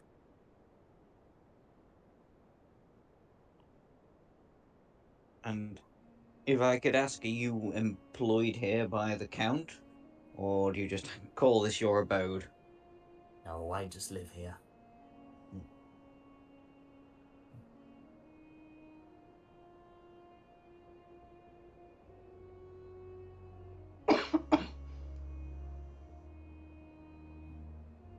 Lancelot take to the wolf pup. Lancelot, comes in and begins making some low growls, which the wolf cub seems to respond to with yips. Lancelot, after a short time, sit. Lancelot seems to back down. He's a good boy. Gregory says, I'm afraid I'll have to ask you to keep a close eye on your dog. We can't have him attacking the cub. We'll keep an eye on him. He won't. Is it safe to raise wolves domestically?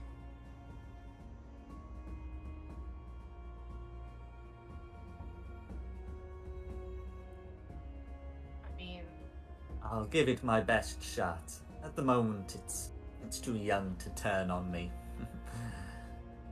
Probably only a few days old.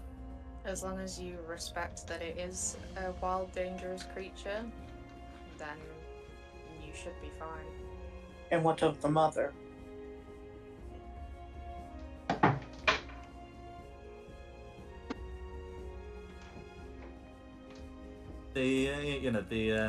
Gregory shrugs. I saw no sign of her. There was some prints in the ground, but You fresh afraid? snow was but them. Not worried that she may come back to claim her cub? If she were going to claim her cub, she wouldn't have left him on my doorstep. True. I can ask if you want.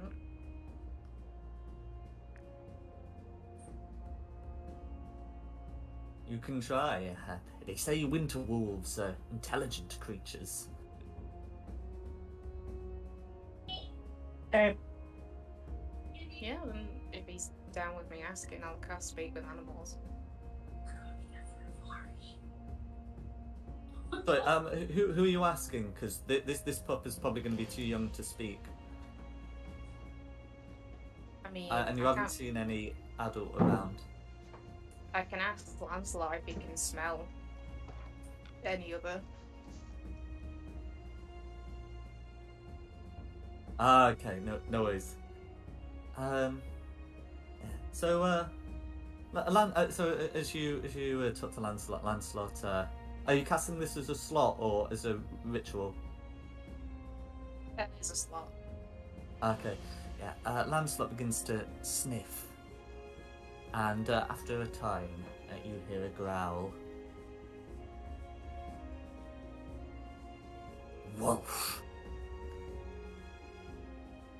and gestures in towards the woods.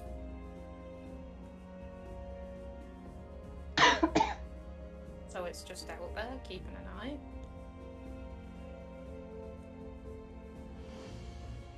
Does Lancelot say?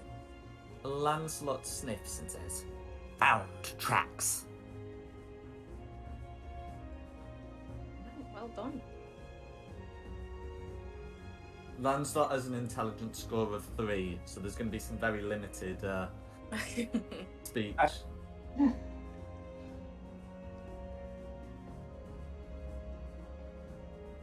Good boy. Straud? What do we know? Well, Lancelot can tell there are tracks heading off into the woods, but it doesn't seem like this wolf is close. Hopefully nothing's happened to him.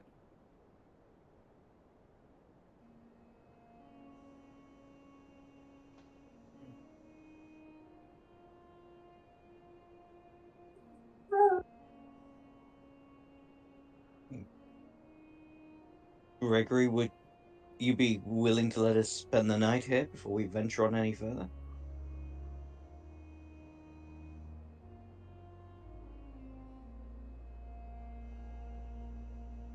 He nods. It is,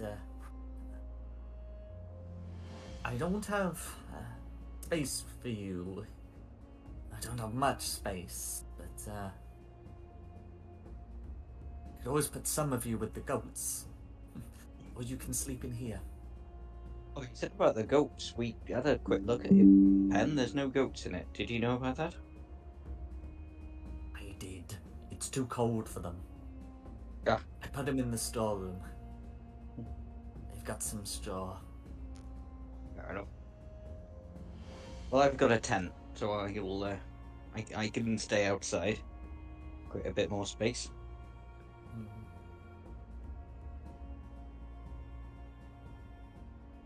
May I join you? There are some questions I would like to ask you. What, me in the tent? Yes.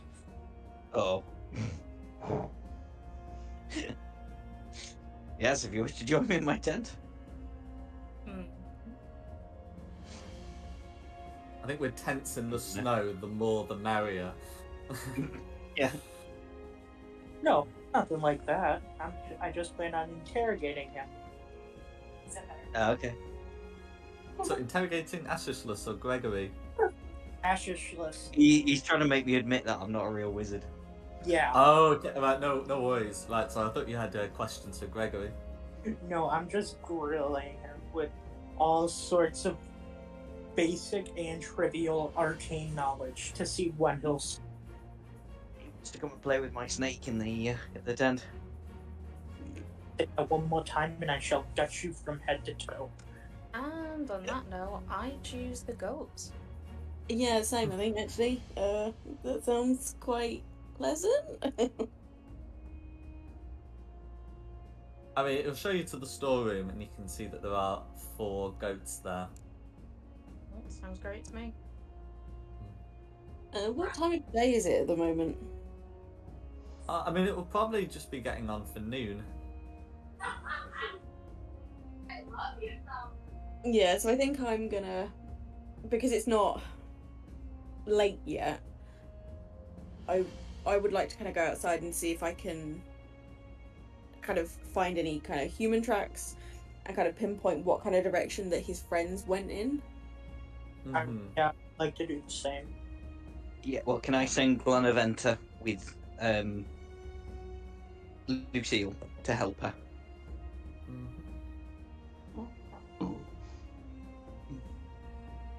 Oh yeah. Well, I try and pitch a tent in the frozen ground. And I will summon Remek to follow me and assist. Lancelot can go with you as well if you want to take him. Lancelot's proficient in survival. Oh. I think Lucille is as well. Yeah. Yeah, you probably don't need the help. It's just in case. So is that a survival check then? Yeah. Can you hear me? We can hear you. Are you talking to Andrew? No, someone just drove my car out, and my phone automatically connects to the Bluetooth there whenever it turns on.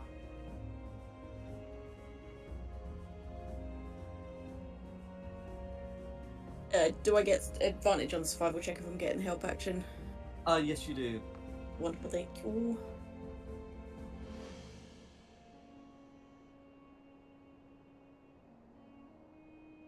The 17. Yeah. So it's no easy task finding prints in the snow. In fact, that you know that the snow basically increases the DC by about 5, but you know you're able to find some prints. It looks like those of his friends are too old to find, but you're able to find some prints from that you'd reckon are probably from the previous day. These half a dozen people going in. You can make them out to be 6 prints. They go in, they do not go out.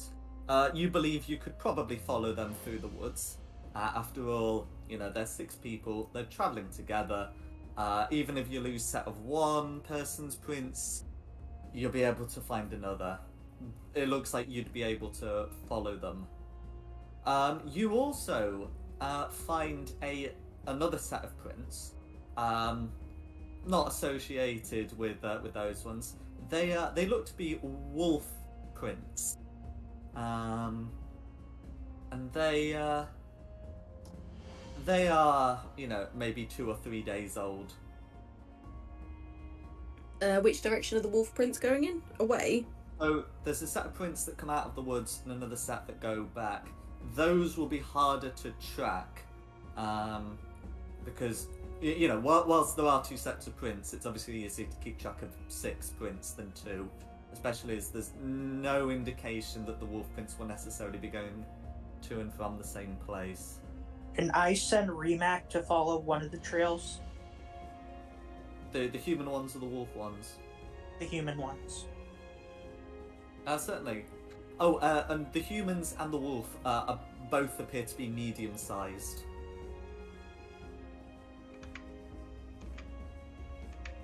Yeah, I'll fill the party in as to the tracks I found. And say, I think, look, we've still got daylight. We can either stay here and potentially lose the prince.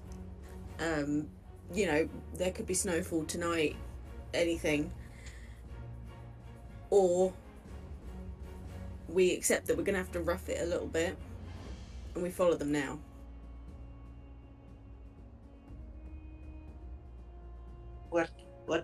First, let me see what the surroundings are before we decide anything. I am going to take over Remac's senses. What do I see following the trail of footprints?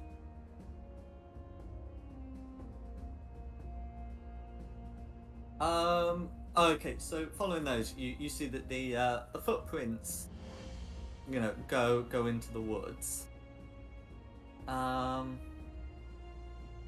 Then sometime inside the woods, they seemed to be joined by various other prints. Remac is able to make about 5 of them. Can you make me a survival check for Remac? Yeah.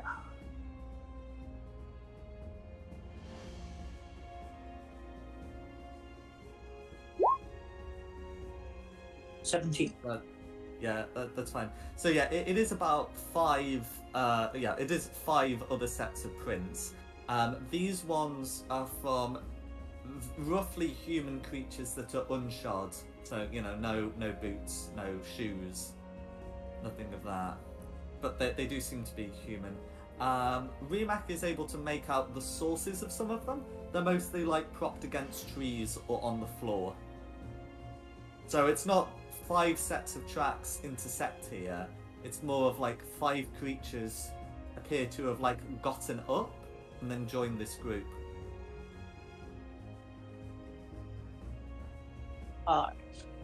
There are also various animal tracks, but they don't seem to be associated with the group. Alright, I'm gonna pull back to my body. I'm gonna say, seems that the people out there were possibly joined by other animals and they continued going.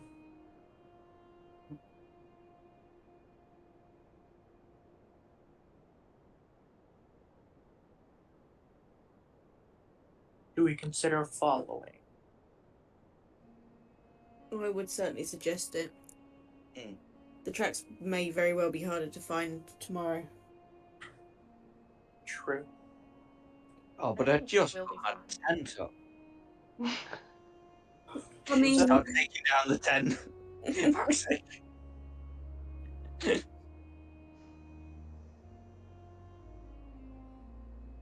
Alright, so we're following them? Yeah.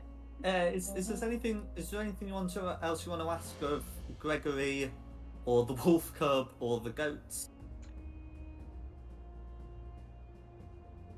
No. Nothing on my end. I can't think of anything because he's not interested in the people that we're tracking particularly. Actually, Gregory, is there anything you know that is dangerous in these woods that might take us unawares? You have to be more specific.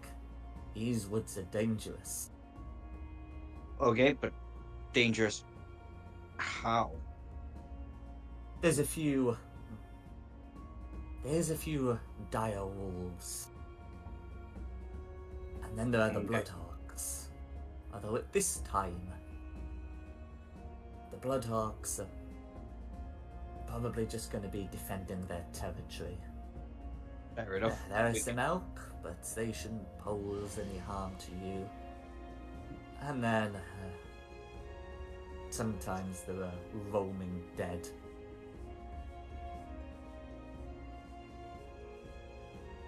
Okay, well, we could do with bumping into the wolves. We need to get some pelts. Alright then. Sorry, puppy. They say there's a silver-haired wolf that sometimes has been seen roaming these woods.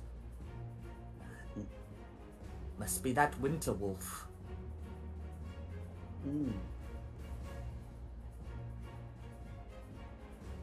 As in this puppy's mother?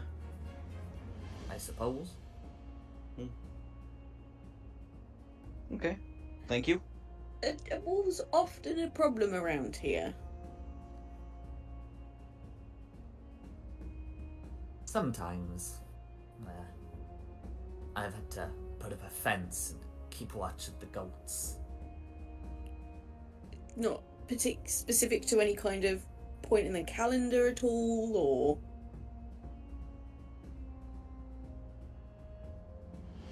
Ah, I see what you mean.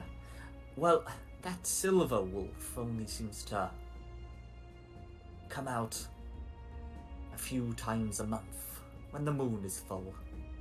Oh, okay. Cool. That's a lead. Full moon.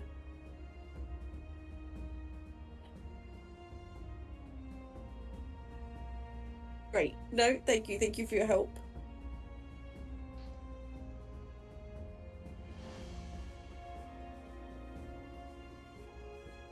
And thank you for your offer of hospitality. I think we'll be heading off. Before you leave, Gregory will ask Erie at some point if she knows anything more about caring for winter wolves. He says, "I can see you're a woman of the woods. You wouldn't happen to know anything more about caring for them?" I mean, she probably would, but let's let the dice figure that out. I'll go for it. You can make a nature check.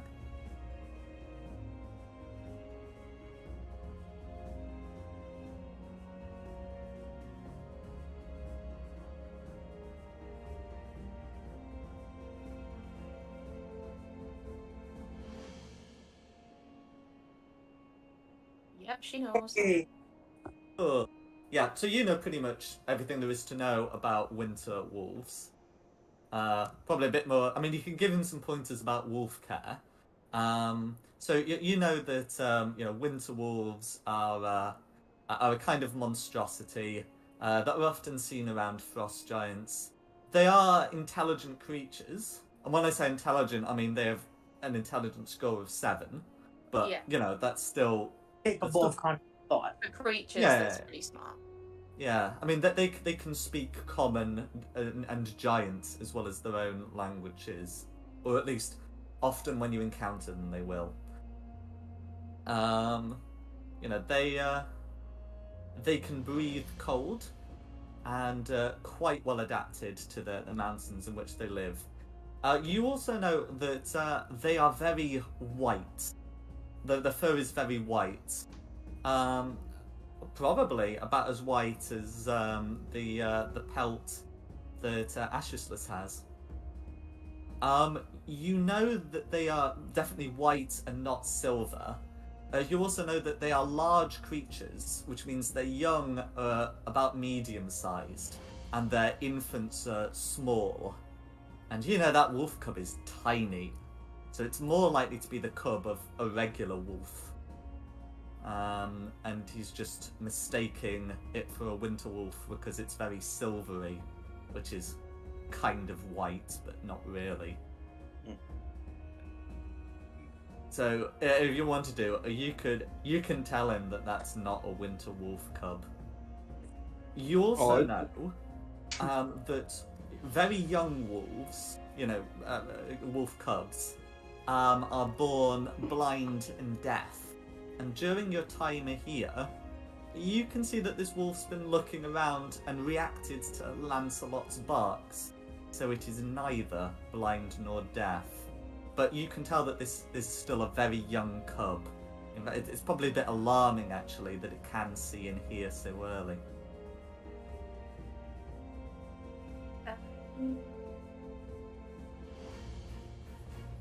In fact, a lot of young would struggle to do that.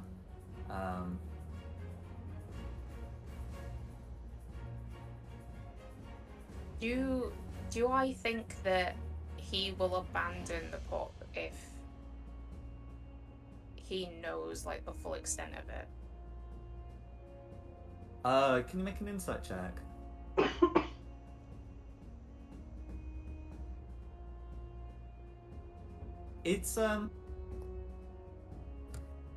It's difficult to say. You might have to. He's probably going to be a bit disappointed that he hasn't got a talking, ice-breathing, tameable winter wolf cub on his hands. But he probably won't object to putting in the effort to raise like a regular wolf. Yeah, then she'll let him know just so he doesn't then later be like, why is this wolf defective? He nods. Well, that's a shame. Still, so long as you can keep those dire wolves off, that's the aim. Soon I'll be too old to chasing them away from the goats. He's already very impressive for one so young with how alert he is, so I have no doubt he'll be a good defender.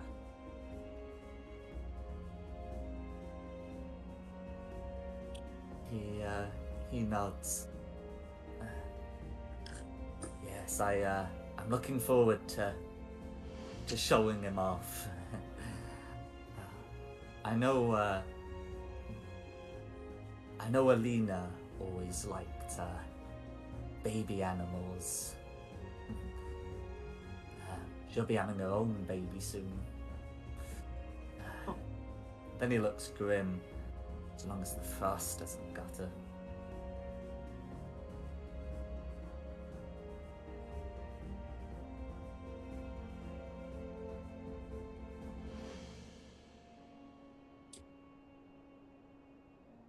Oh, will we get going? Sounds like even more reason to get going, to be honest. Yeah, I'm good. Yeah, we'll certainly keep an eye out for your friends. Oh, sorry, just repeat their names for me, Gregory. So he's talked about the Veduvas, Laszlo and Irina.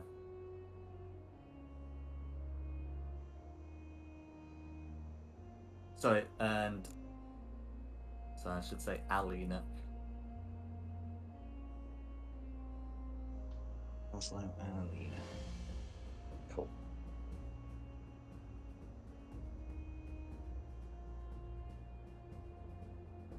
Alright, let's start hunting some rabbits.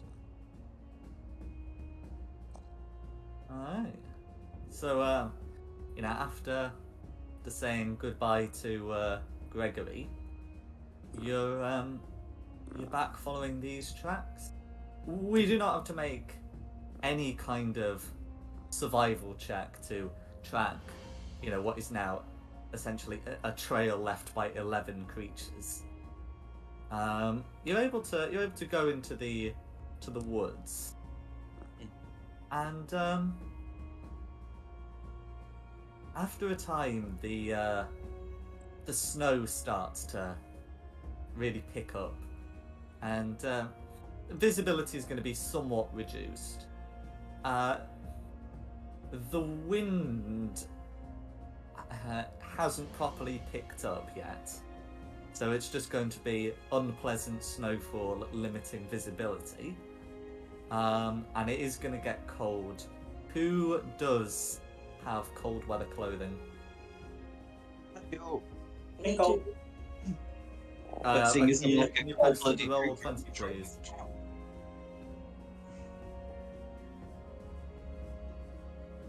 Sorry, what was that, Jack? Can you post in the roll 20 if you've got the cold weather gear? I mean,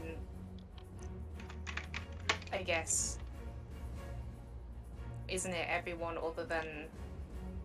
Oh no, because Kamir didn't go in, did he? So yeah, I guess everyone. If people were grabbing for everyone, then everybody would have asked for some as well. Yeah, I just bought put extra Kamir's. one. Yeah. Cool. So in that case, it's just Lancelot without. Oh, Lancelot doesn't seem to be at all bothered, though. Oh yeah. You remember Lancelot's been called to the touch. He doesn't seem to be particularly affected. Okay. Where He's we- a damn dog. And yet you're able to make your way in without difficulty. There will be no constitution saves to keep out the cold weather. As you get further into the woods, you hear low growls and grunts from some ways off, followed by some terrific crashes. Low moans immediately follow each crash.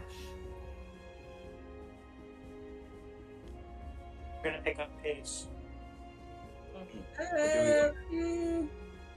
Do we want to try and... Oh, sorry.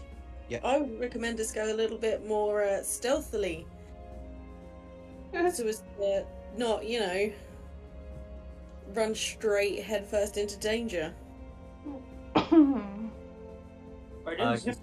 you're approaching cautiously. It's certainly what I would recommend. What's everyone else's plan? No, I agree. Yeah, and I'd also like to ready an Eldritch Blast just in case. Okay.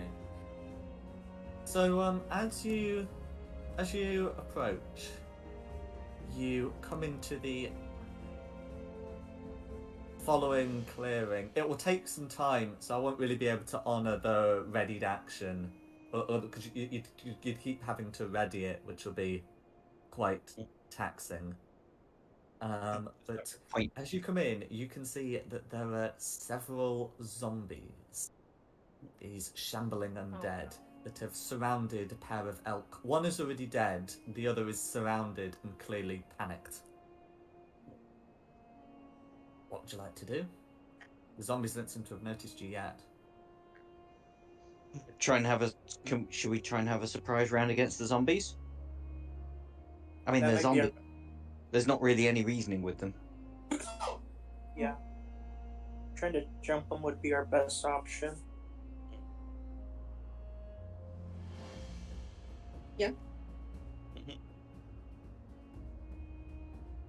Okay. Can you... Let's see, how many of you are there? Okay. Can you make me a stealth check, everyone, please?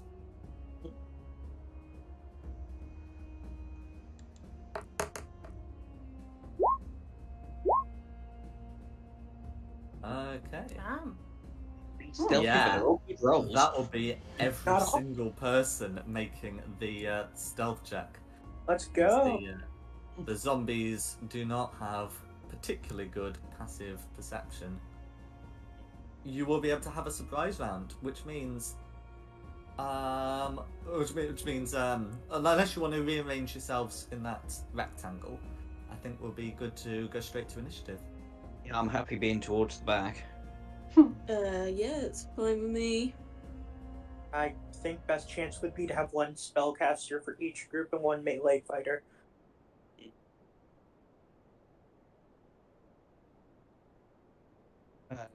So is that good how it is then, or do you want to swap it around? Because I'm a spellcaster, I've got a melee in front of me. Oh, are you coming in over there? Yeah, I'm gonna come in from the back. Can we do that?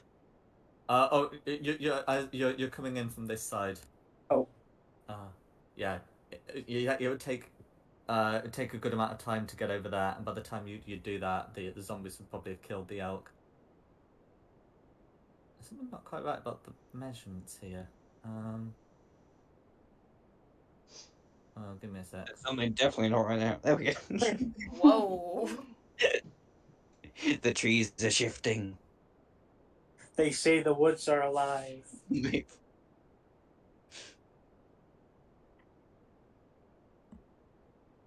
we go.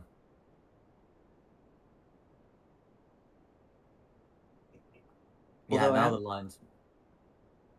I'm a little worried about why you would need to do that. Oh, it's because of the way the Roll20 works. Yeah. Oh, I know what it's done. It's It's because I did fit to page, and it doesn't know the page size. Right, there we go. This would be a lot easier, and I just didn't really care. But anyway, there we go, and I can put the canopy back on. It was just in case anyone wants to take cover under a tree. Ah, that's fine. I was just kind of worried at some point, like, all the trees are going to get knocked down and there's going to be hordes of... Now we're fighting termites. Okay. So, Beavers. yes, so has everyone rolled initiative? No. No. Sorry, everyone's still in the rectangle. Ooh, nice, Nikki. Damn. Again.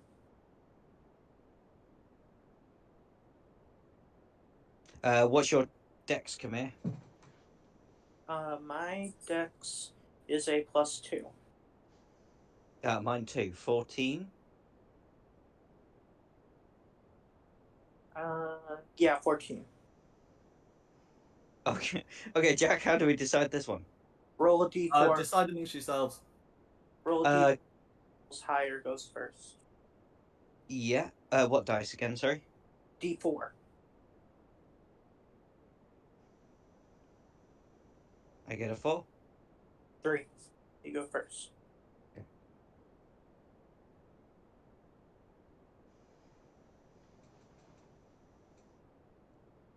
Yeah.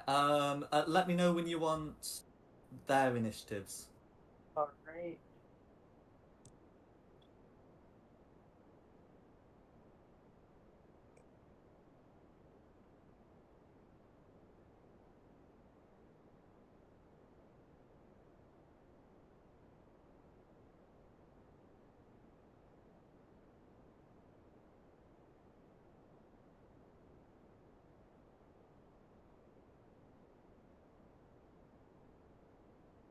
Oh, who's keeping track of initiative? I am. I'm trying to fill it out. Perfect. No, that's fine. Go ahead. Okay, so zombie. Is there an order you want them in? Just do it. By number in a row. Okay, so zombie 1 goes on initiative count 8.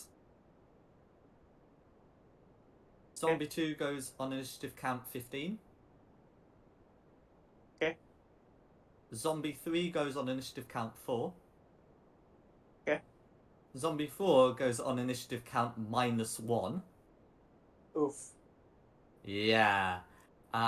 Zombie 5 goes on initiative count 3. Okay. Lancelot will go on initiative count 14, and the surviving elk will just go on initiative count 0.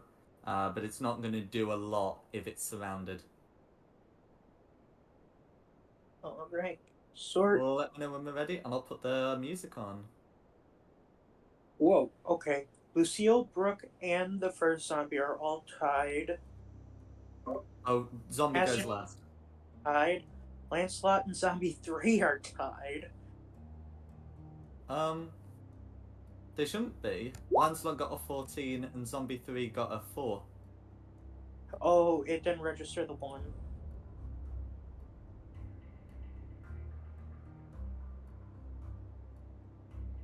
Okay. First up is Christina.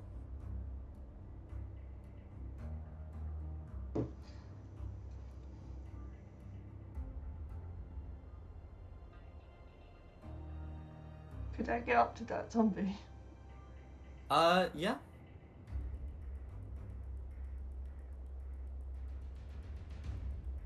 I will do my rage. Where's my I go thing? for it. Well, the magic surge.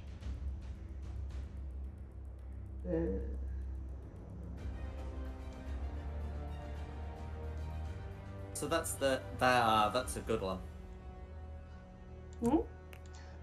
So I was just looking at what the Wild Magic Surge does. That's the I'm a Paladin now. I'm a paladin. Grr. Huzzah! I'll let you post it. It's a nice one.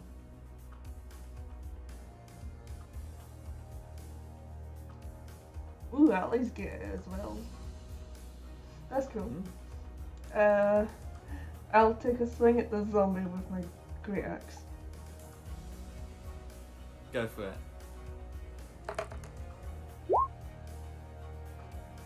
That's going to be a hit.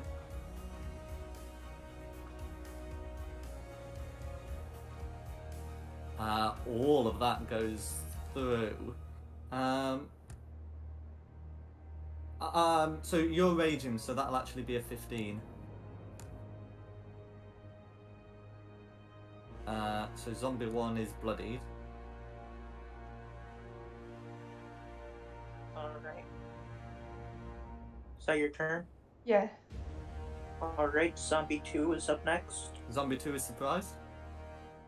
Yeah, surprise round, then Lancelot. Okay.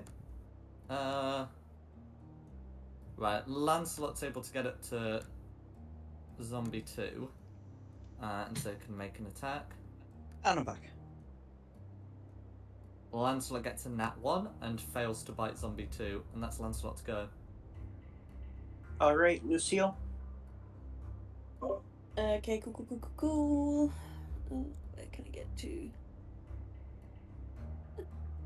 Ooh. If I move to the square behind Lancelot, Because of the reach on my whip, am I able to kind of like lean You're over? able to whip it over Lancelot's Yeah, head, wonderful. and you get sneak attack because you've got an ally within 5 feet. Perfect. Thank you very much.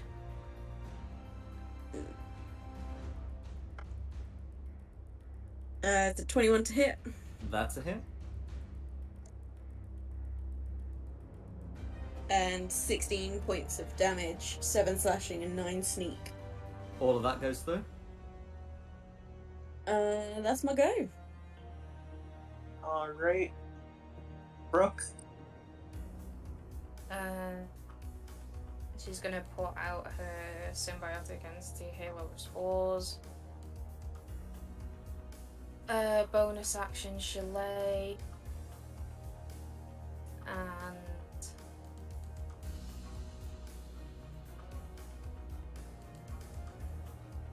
start moving this way.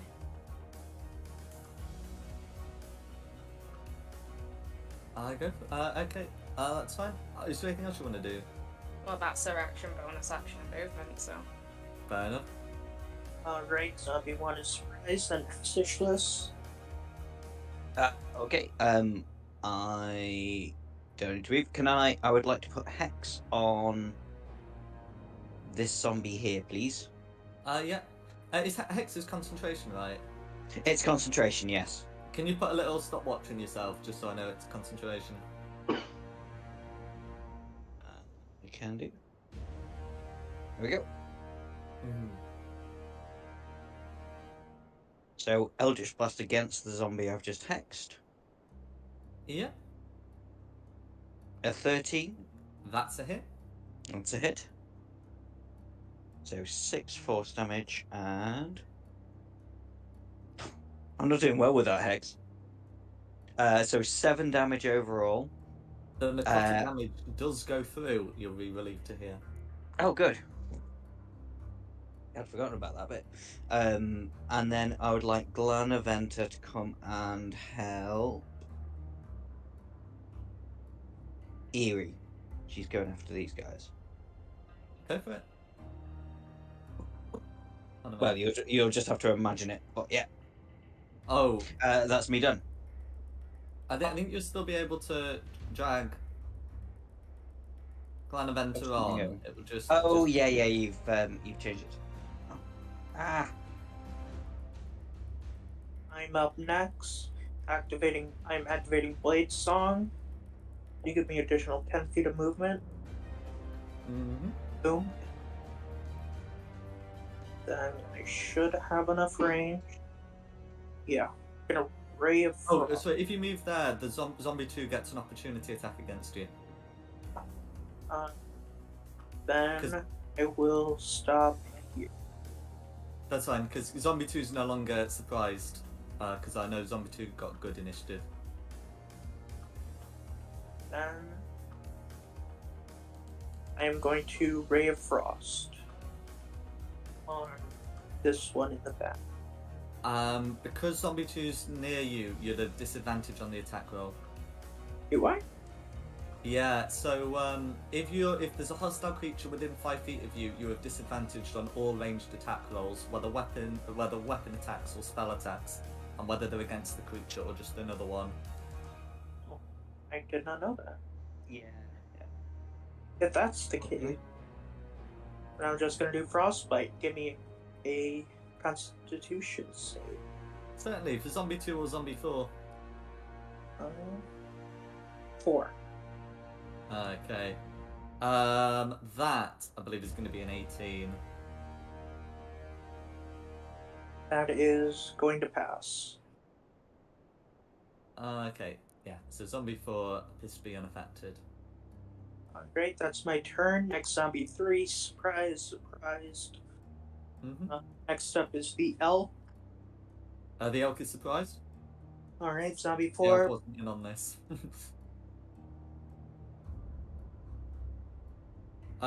So have we come back round to the top, or is zombie 4 also surprised? Nope, we're back on top. It's Christina's turn. Perfect. I'll take another swing with my battle axe on that zombie. I go for it.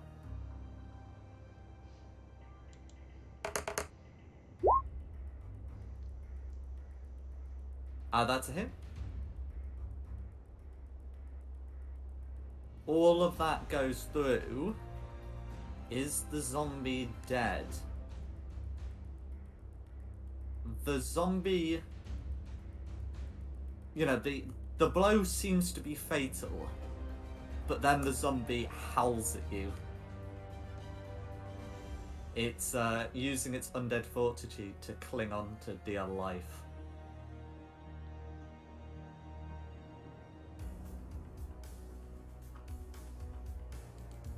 That's my go. Okay, who's next? Zombie 2. Zombie 2. Okay, Lancelot bit him, so zombie's going to take a swipe at Lancelot. That's going to be a hit. And Lancelot's going to take 4 bludgeoning damage. Yeah, there's no saving throw or anything. So, well, no rider effects, I should say. So that's Lancelot's go. Alright, next is his turn. Oh, well, Lancelot bites back then. Oh, that's just going to be... Oh, hang on. That is just going to be a 10 to hit, but a 10 hits. That's zombies for you. For 3 points of piercing damage. That's Lancelot's go. Great, Lucille. Okay. Yeah, same again. I'm just gonna whip it real good in the face. Go for it. It's a 15 to hit. That's a hit.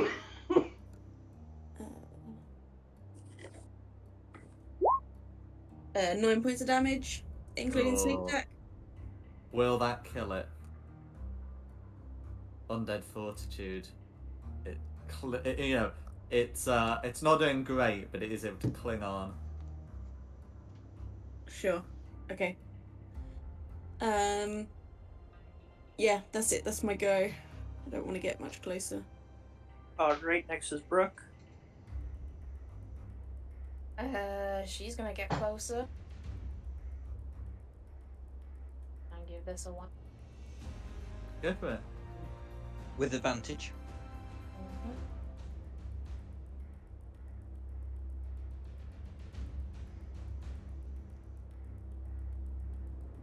That's a hit, but check for the crit. Yeah. Still a hit.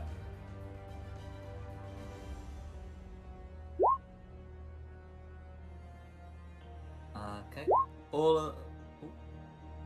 Okay, so it takes 7 bludgeoning and 5 necrotic damage. Mhm. All of that. Oh, hang on, I've just set it to the damage. Right, that's what I think it was. So yeah, all of that goes through.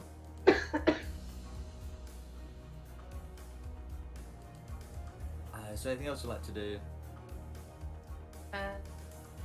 Not for right now. Alright, next is Zombie 1. Okay, Zombie 1 is next to Christina. Going to try and use its slam, and that's a nat 1. The zombie lunges for you, but you don't even have to dodge. It just fails to connect anywhere. And that's Zombie 1's go. Great. Astishless. Okay, I'm gonna still go after the one I've got hexed. Cool. Zombie 3, I believe. I don't know. It was Zombie 3. I just That one forgot to anyway, mark yeah. him. There we go, that's a mark. Mm. That's a hit. So 5. Okay. So it's making... Oh, no, not a d20, a d6. Oh. Oh, is it down before the hex? Well, it's... No, you gotta roll the hex anyway, because that informs the DC of its con save. At a crit on its con save, it's... So its undead fortitude is keeping it up. Son of a bitch. And Glenaventa will still provide the help action to Eerie. Yeah, that's it. Alright, my turn. gonna whip around and hit zombie 2 with my rapier. Yeah. Do you move to flank with Lancelot? You do now.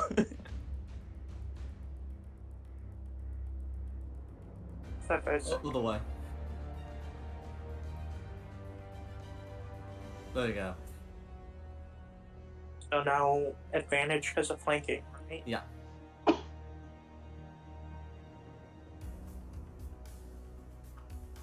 That's a hit.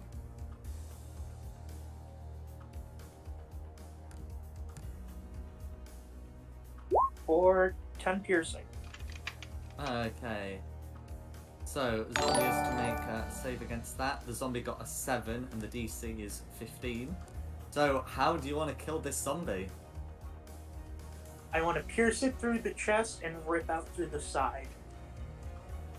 Excellent. And with that, the zombie is well and truly dead. Now then. Zombie 3. Zombie 3's go. Yep.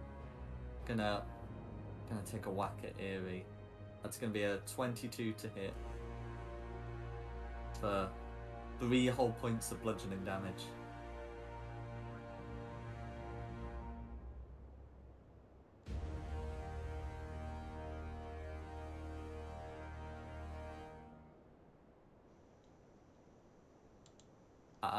And that's zombie 3's go.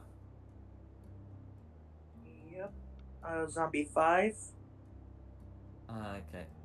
The zombie 5 is gonna close in on this elk. Which they're after. That's gonna be a hit. And you can hear the elk cry out in pain. And that's zombie 5's go. Alright. Then the elk. The elk is panicking and is just gonna dodge. Alright, then zombie 4. Okay. So zombie 4 is not gonna get into flanking, it's just gonna attack. But thanks but even with the elk's dodging, that's still gonna be a hit.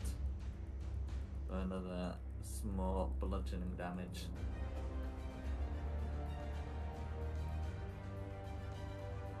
And that's the go. Alright, Christina. Take a swing at the zombie. Yep.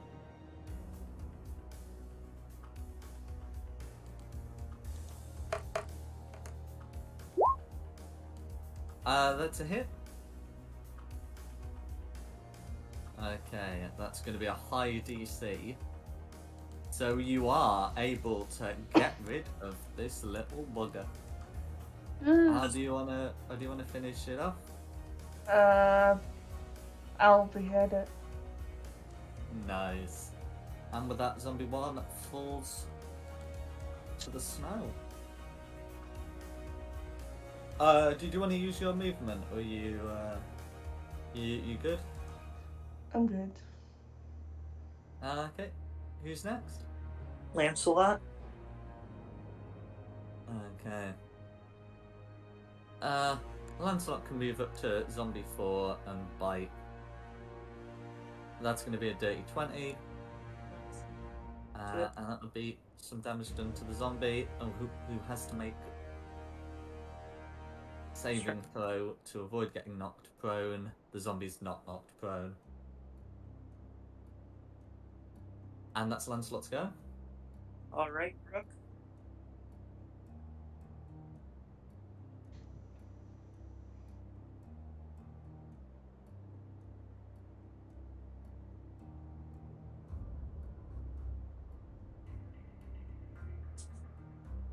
Brooke.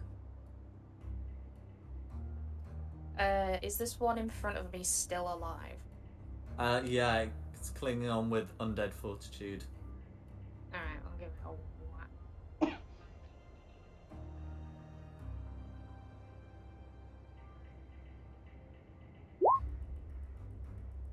It's a hit. Check for the crit. Or if, yeah. Yeah, Glenventus helping, so you can always try for the crit. I don't think it's going to be that important, though, to be honest with you. Oh, more important than you might think. Okay. Yeah, doesn't a crit bypass Undead Fortitude? Yes, it Yeah. does. Got you. Okay, so that will drop it. Ah, okay, and it failed its save. So that zombie is dead. That was 3. Yep. Alright. Yeah, and she'll move up to here. Next is Asishless. Okay, I'd like to move my hex. I might as well move it onto this one for a bonus action. And then I will hit. Am I right line of sight wise to hit that one? So can you just put the line back on, please? Put the what back on? Yeah, you're fine line of sight wise, yeah. So yeah, hit that one with Eldritch Blast. Go for it. 14. That's gonna be a hit. So that's 11. Mm-hmm. Oh, bloody it. 13, yeah. And then, well, she's up here, so Glenaventer will continue helping Eerie. Absolutely. Just quickly, I think we may have accidentally skipped my go. Oh, sorry about That's alright. Am I right? Or No, that. you're Oh, at yeah, no, go for it. okay. Yeah, so I'm gonna need to move a little bit, 5, 10, 15, 20, 25. Yeah, I think I can basically just back up Lancelot again. Mm-hmm. Run up behind, rinse and repeat with the Dragon Whip. Absolutely. 9. That's still a hit. I was gonna say, I was like, it might be a miss, it might not be. That's a hit. It's a hit. I know zombies. Oh, yes, you've won that one shot, haven't you? Yeah. Yes. But that's 11 points of damage, 4 slashing, 7 sneak. That'll bloody it. That's my go. Okay, who's next? me. I will come in for the support. Absolutely. Rapier!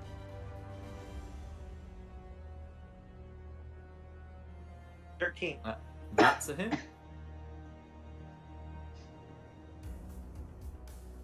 5 piercing. Okay.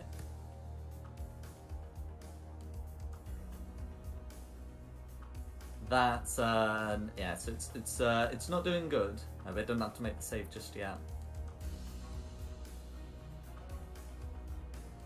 And I will end my turn. That's it. Next up is Zombie 5. Zombie 5. So here he hasn't actually whacked it yet, so it's still gonna go for this elk. And miss. That's Zombie 5's go. A go Alright, well spent. now the elk. Okay, the elk's still gonna dodge. The elk still feels surrounded. Alright, Zombie 4. Yeah, Zombie 4. Zombie 4. Who's he going at? Chimera Lancelot. The dice say Lancelot. That's going to be a hit for some damage. And that is Zombie 4's go. Alright, Christina.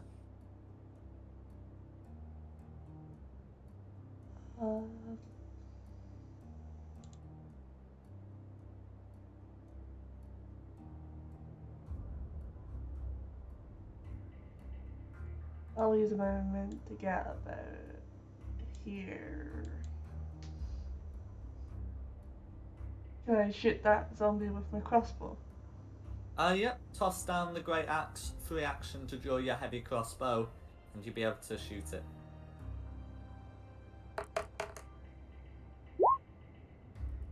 Okay, that's a hit.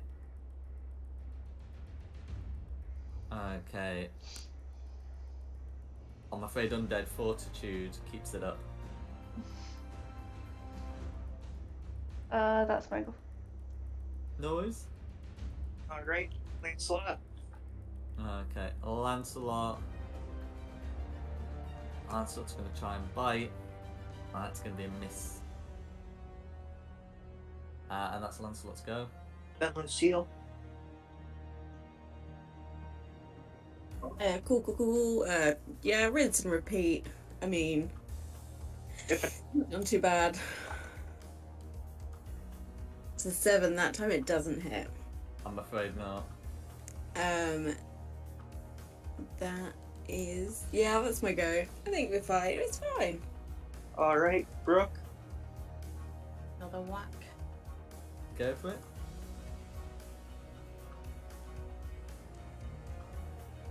That's a hit. You can try for the crit. Oh, yes. No. No crits here.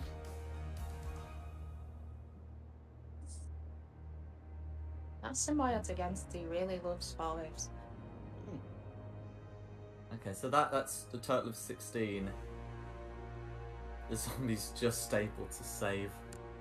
Got a high DC, but Bloody zombie. Undead Fortitude keeps it up. It is now. Alright, next is Passage-less. We've not skipped Lucille again by accident, have we? No. Just checking. No. So the one that's still up that I have hex on. Mm-hmm. And that's a hit. 14 will hit. There's another 7 damage. Okay. And saved. another 3. Oh, it saves again. It still saves, yeah. Why won't you die? I want the temporary hit points when I kill you.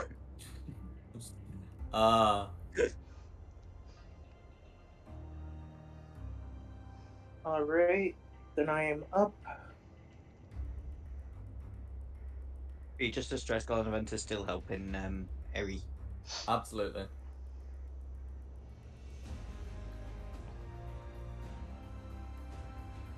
$18. That's a hit. 8 piercing. It saves. I love these things. Alright, zombie 5. Okay. So Erie's actually hitting this time. Hit it this time. So the zombie's gonna get a 6 to hit. Imagine Erie's easily able to dodge that one, and that zombie Yes. 5's go. And hang on, can it make a con saving throw? That's a 16. Yeah, it passes. Noise?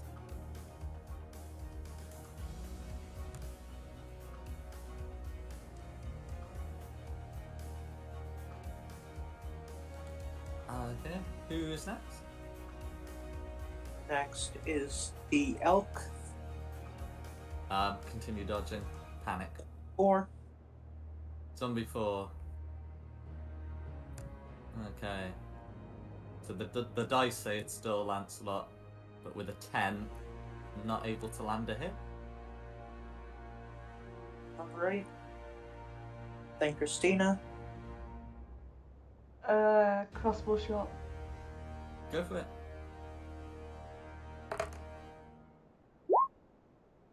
That's a crit. That zombie is dead. Roll the damage anyway. Let's go. And that is zombie 4 dead. How do you kill it? Headshot. Classic. And with that, zombie 4 falls to the ground.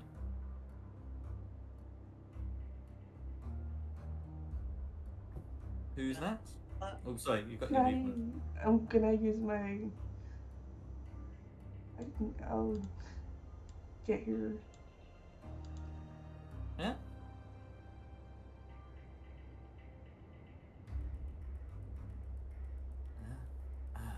who's next? Lancelot. Okay. Right, Lancelot's gonna move around the elk to bite zombie 5. That's a 22 to hit. That's some damage. Okay, so it did 9 damage to the DC. So it did 4 damage to the DC's 9. Okay. So in that case, zombie 5 just fails the DC as Lancelot bites it in the thigh and it just goes down. Good doggy. The elk still seems panicked and keeps dodging, but we are out of initiative. Yeah. Eerie, before you go, do you want to try and calm the elk? I can try. He shouts from the woods all the way at the back. That's not like- helping. Yeah, you're able to calm the elk, and after a time, it leaves. And I think that would be a good time to end it. We can examine the clearing, I think, at the start of the next session, and then go on with the tracking. But I think this would be a good time to leave that session with those zombies defeated. Nice. Okay. So what's the plan for next session? I guess we carry on tracking. Yeah, I think that's the main goal, isn't it? Yep. Mm-hmm. If well, the elk that's already dead, I would like to skin and take its pelt. Yeah, If I we'll can. sort that at the start of next session. Yeah. Yeah. So next session, sorting the elk. If you want to examine the zombies, you can do that at the start of next session, and then continuing with the tracks. Well, I hope you've had a good session, both players here and the audience at home. Yeah, it was good. Thank you very much, Jack. Thank That's you very right. much. As usual. Yeah.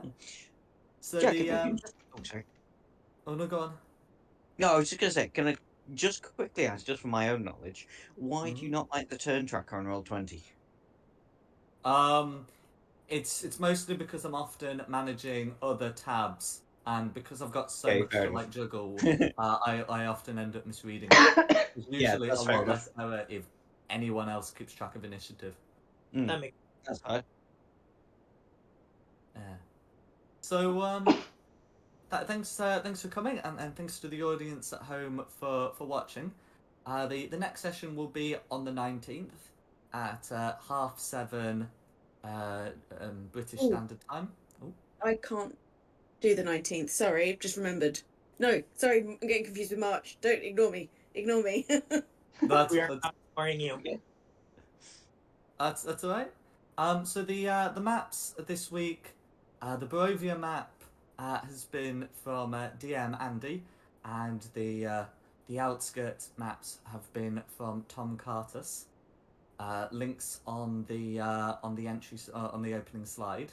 The music has been from Serpent Sound Studios, and the token art as well as the sort of Barovia region map from Wizards of the Coast. This has been Fate of the Dice streaming Curse of Strahd session 6. We hope you've had a good one, and we'll see you on the next one. Mumbai. Good Thank you, night. Jack. Bye-bye. Thanks, everyone. Good night.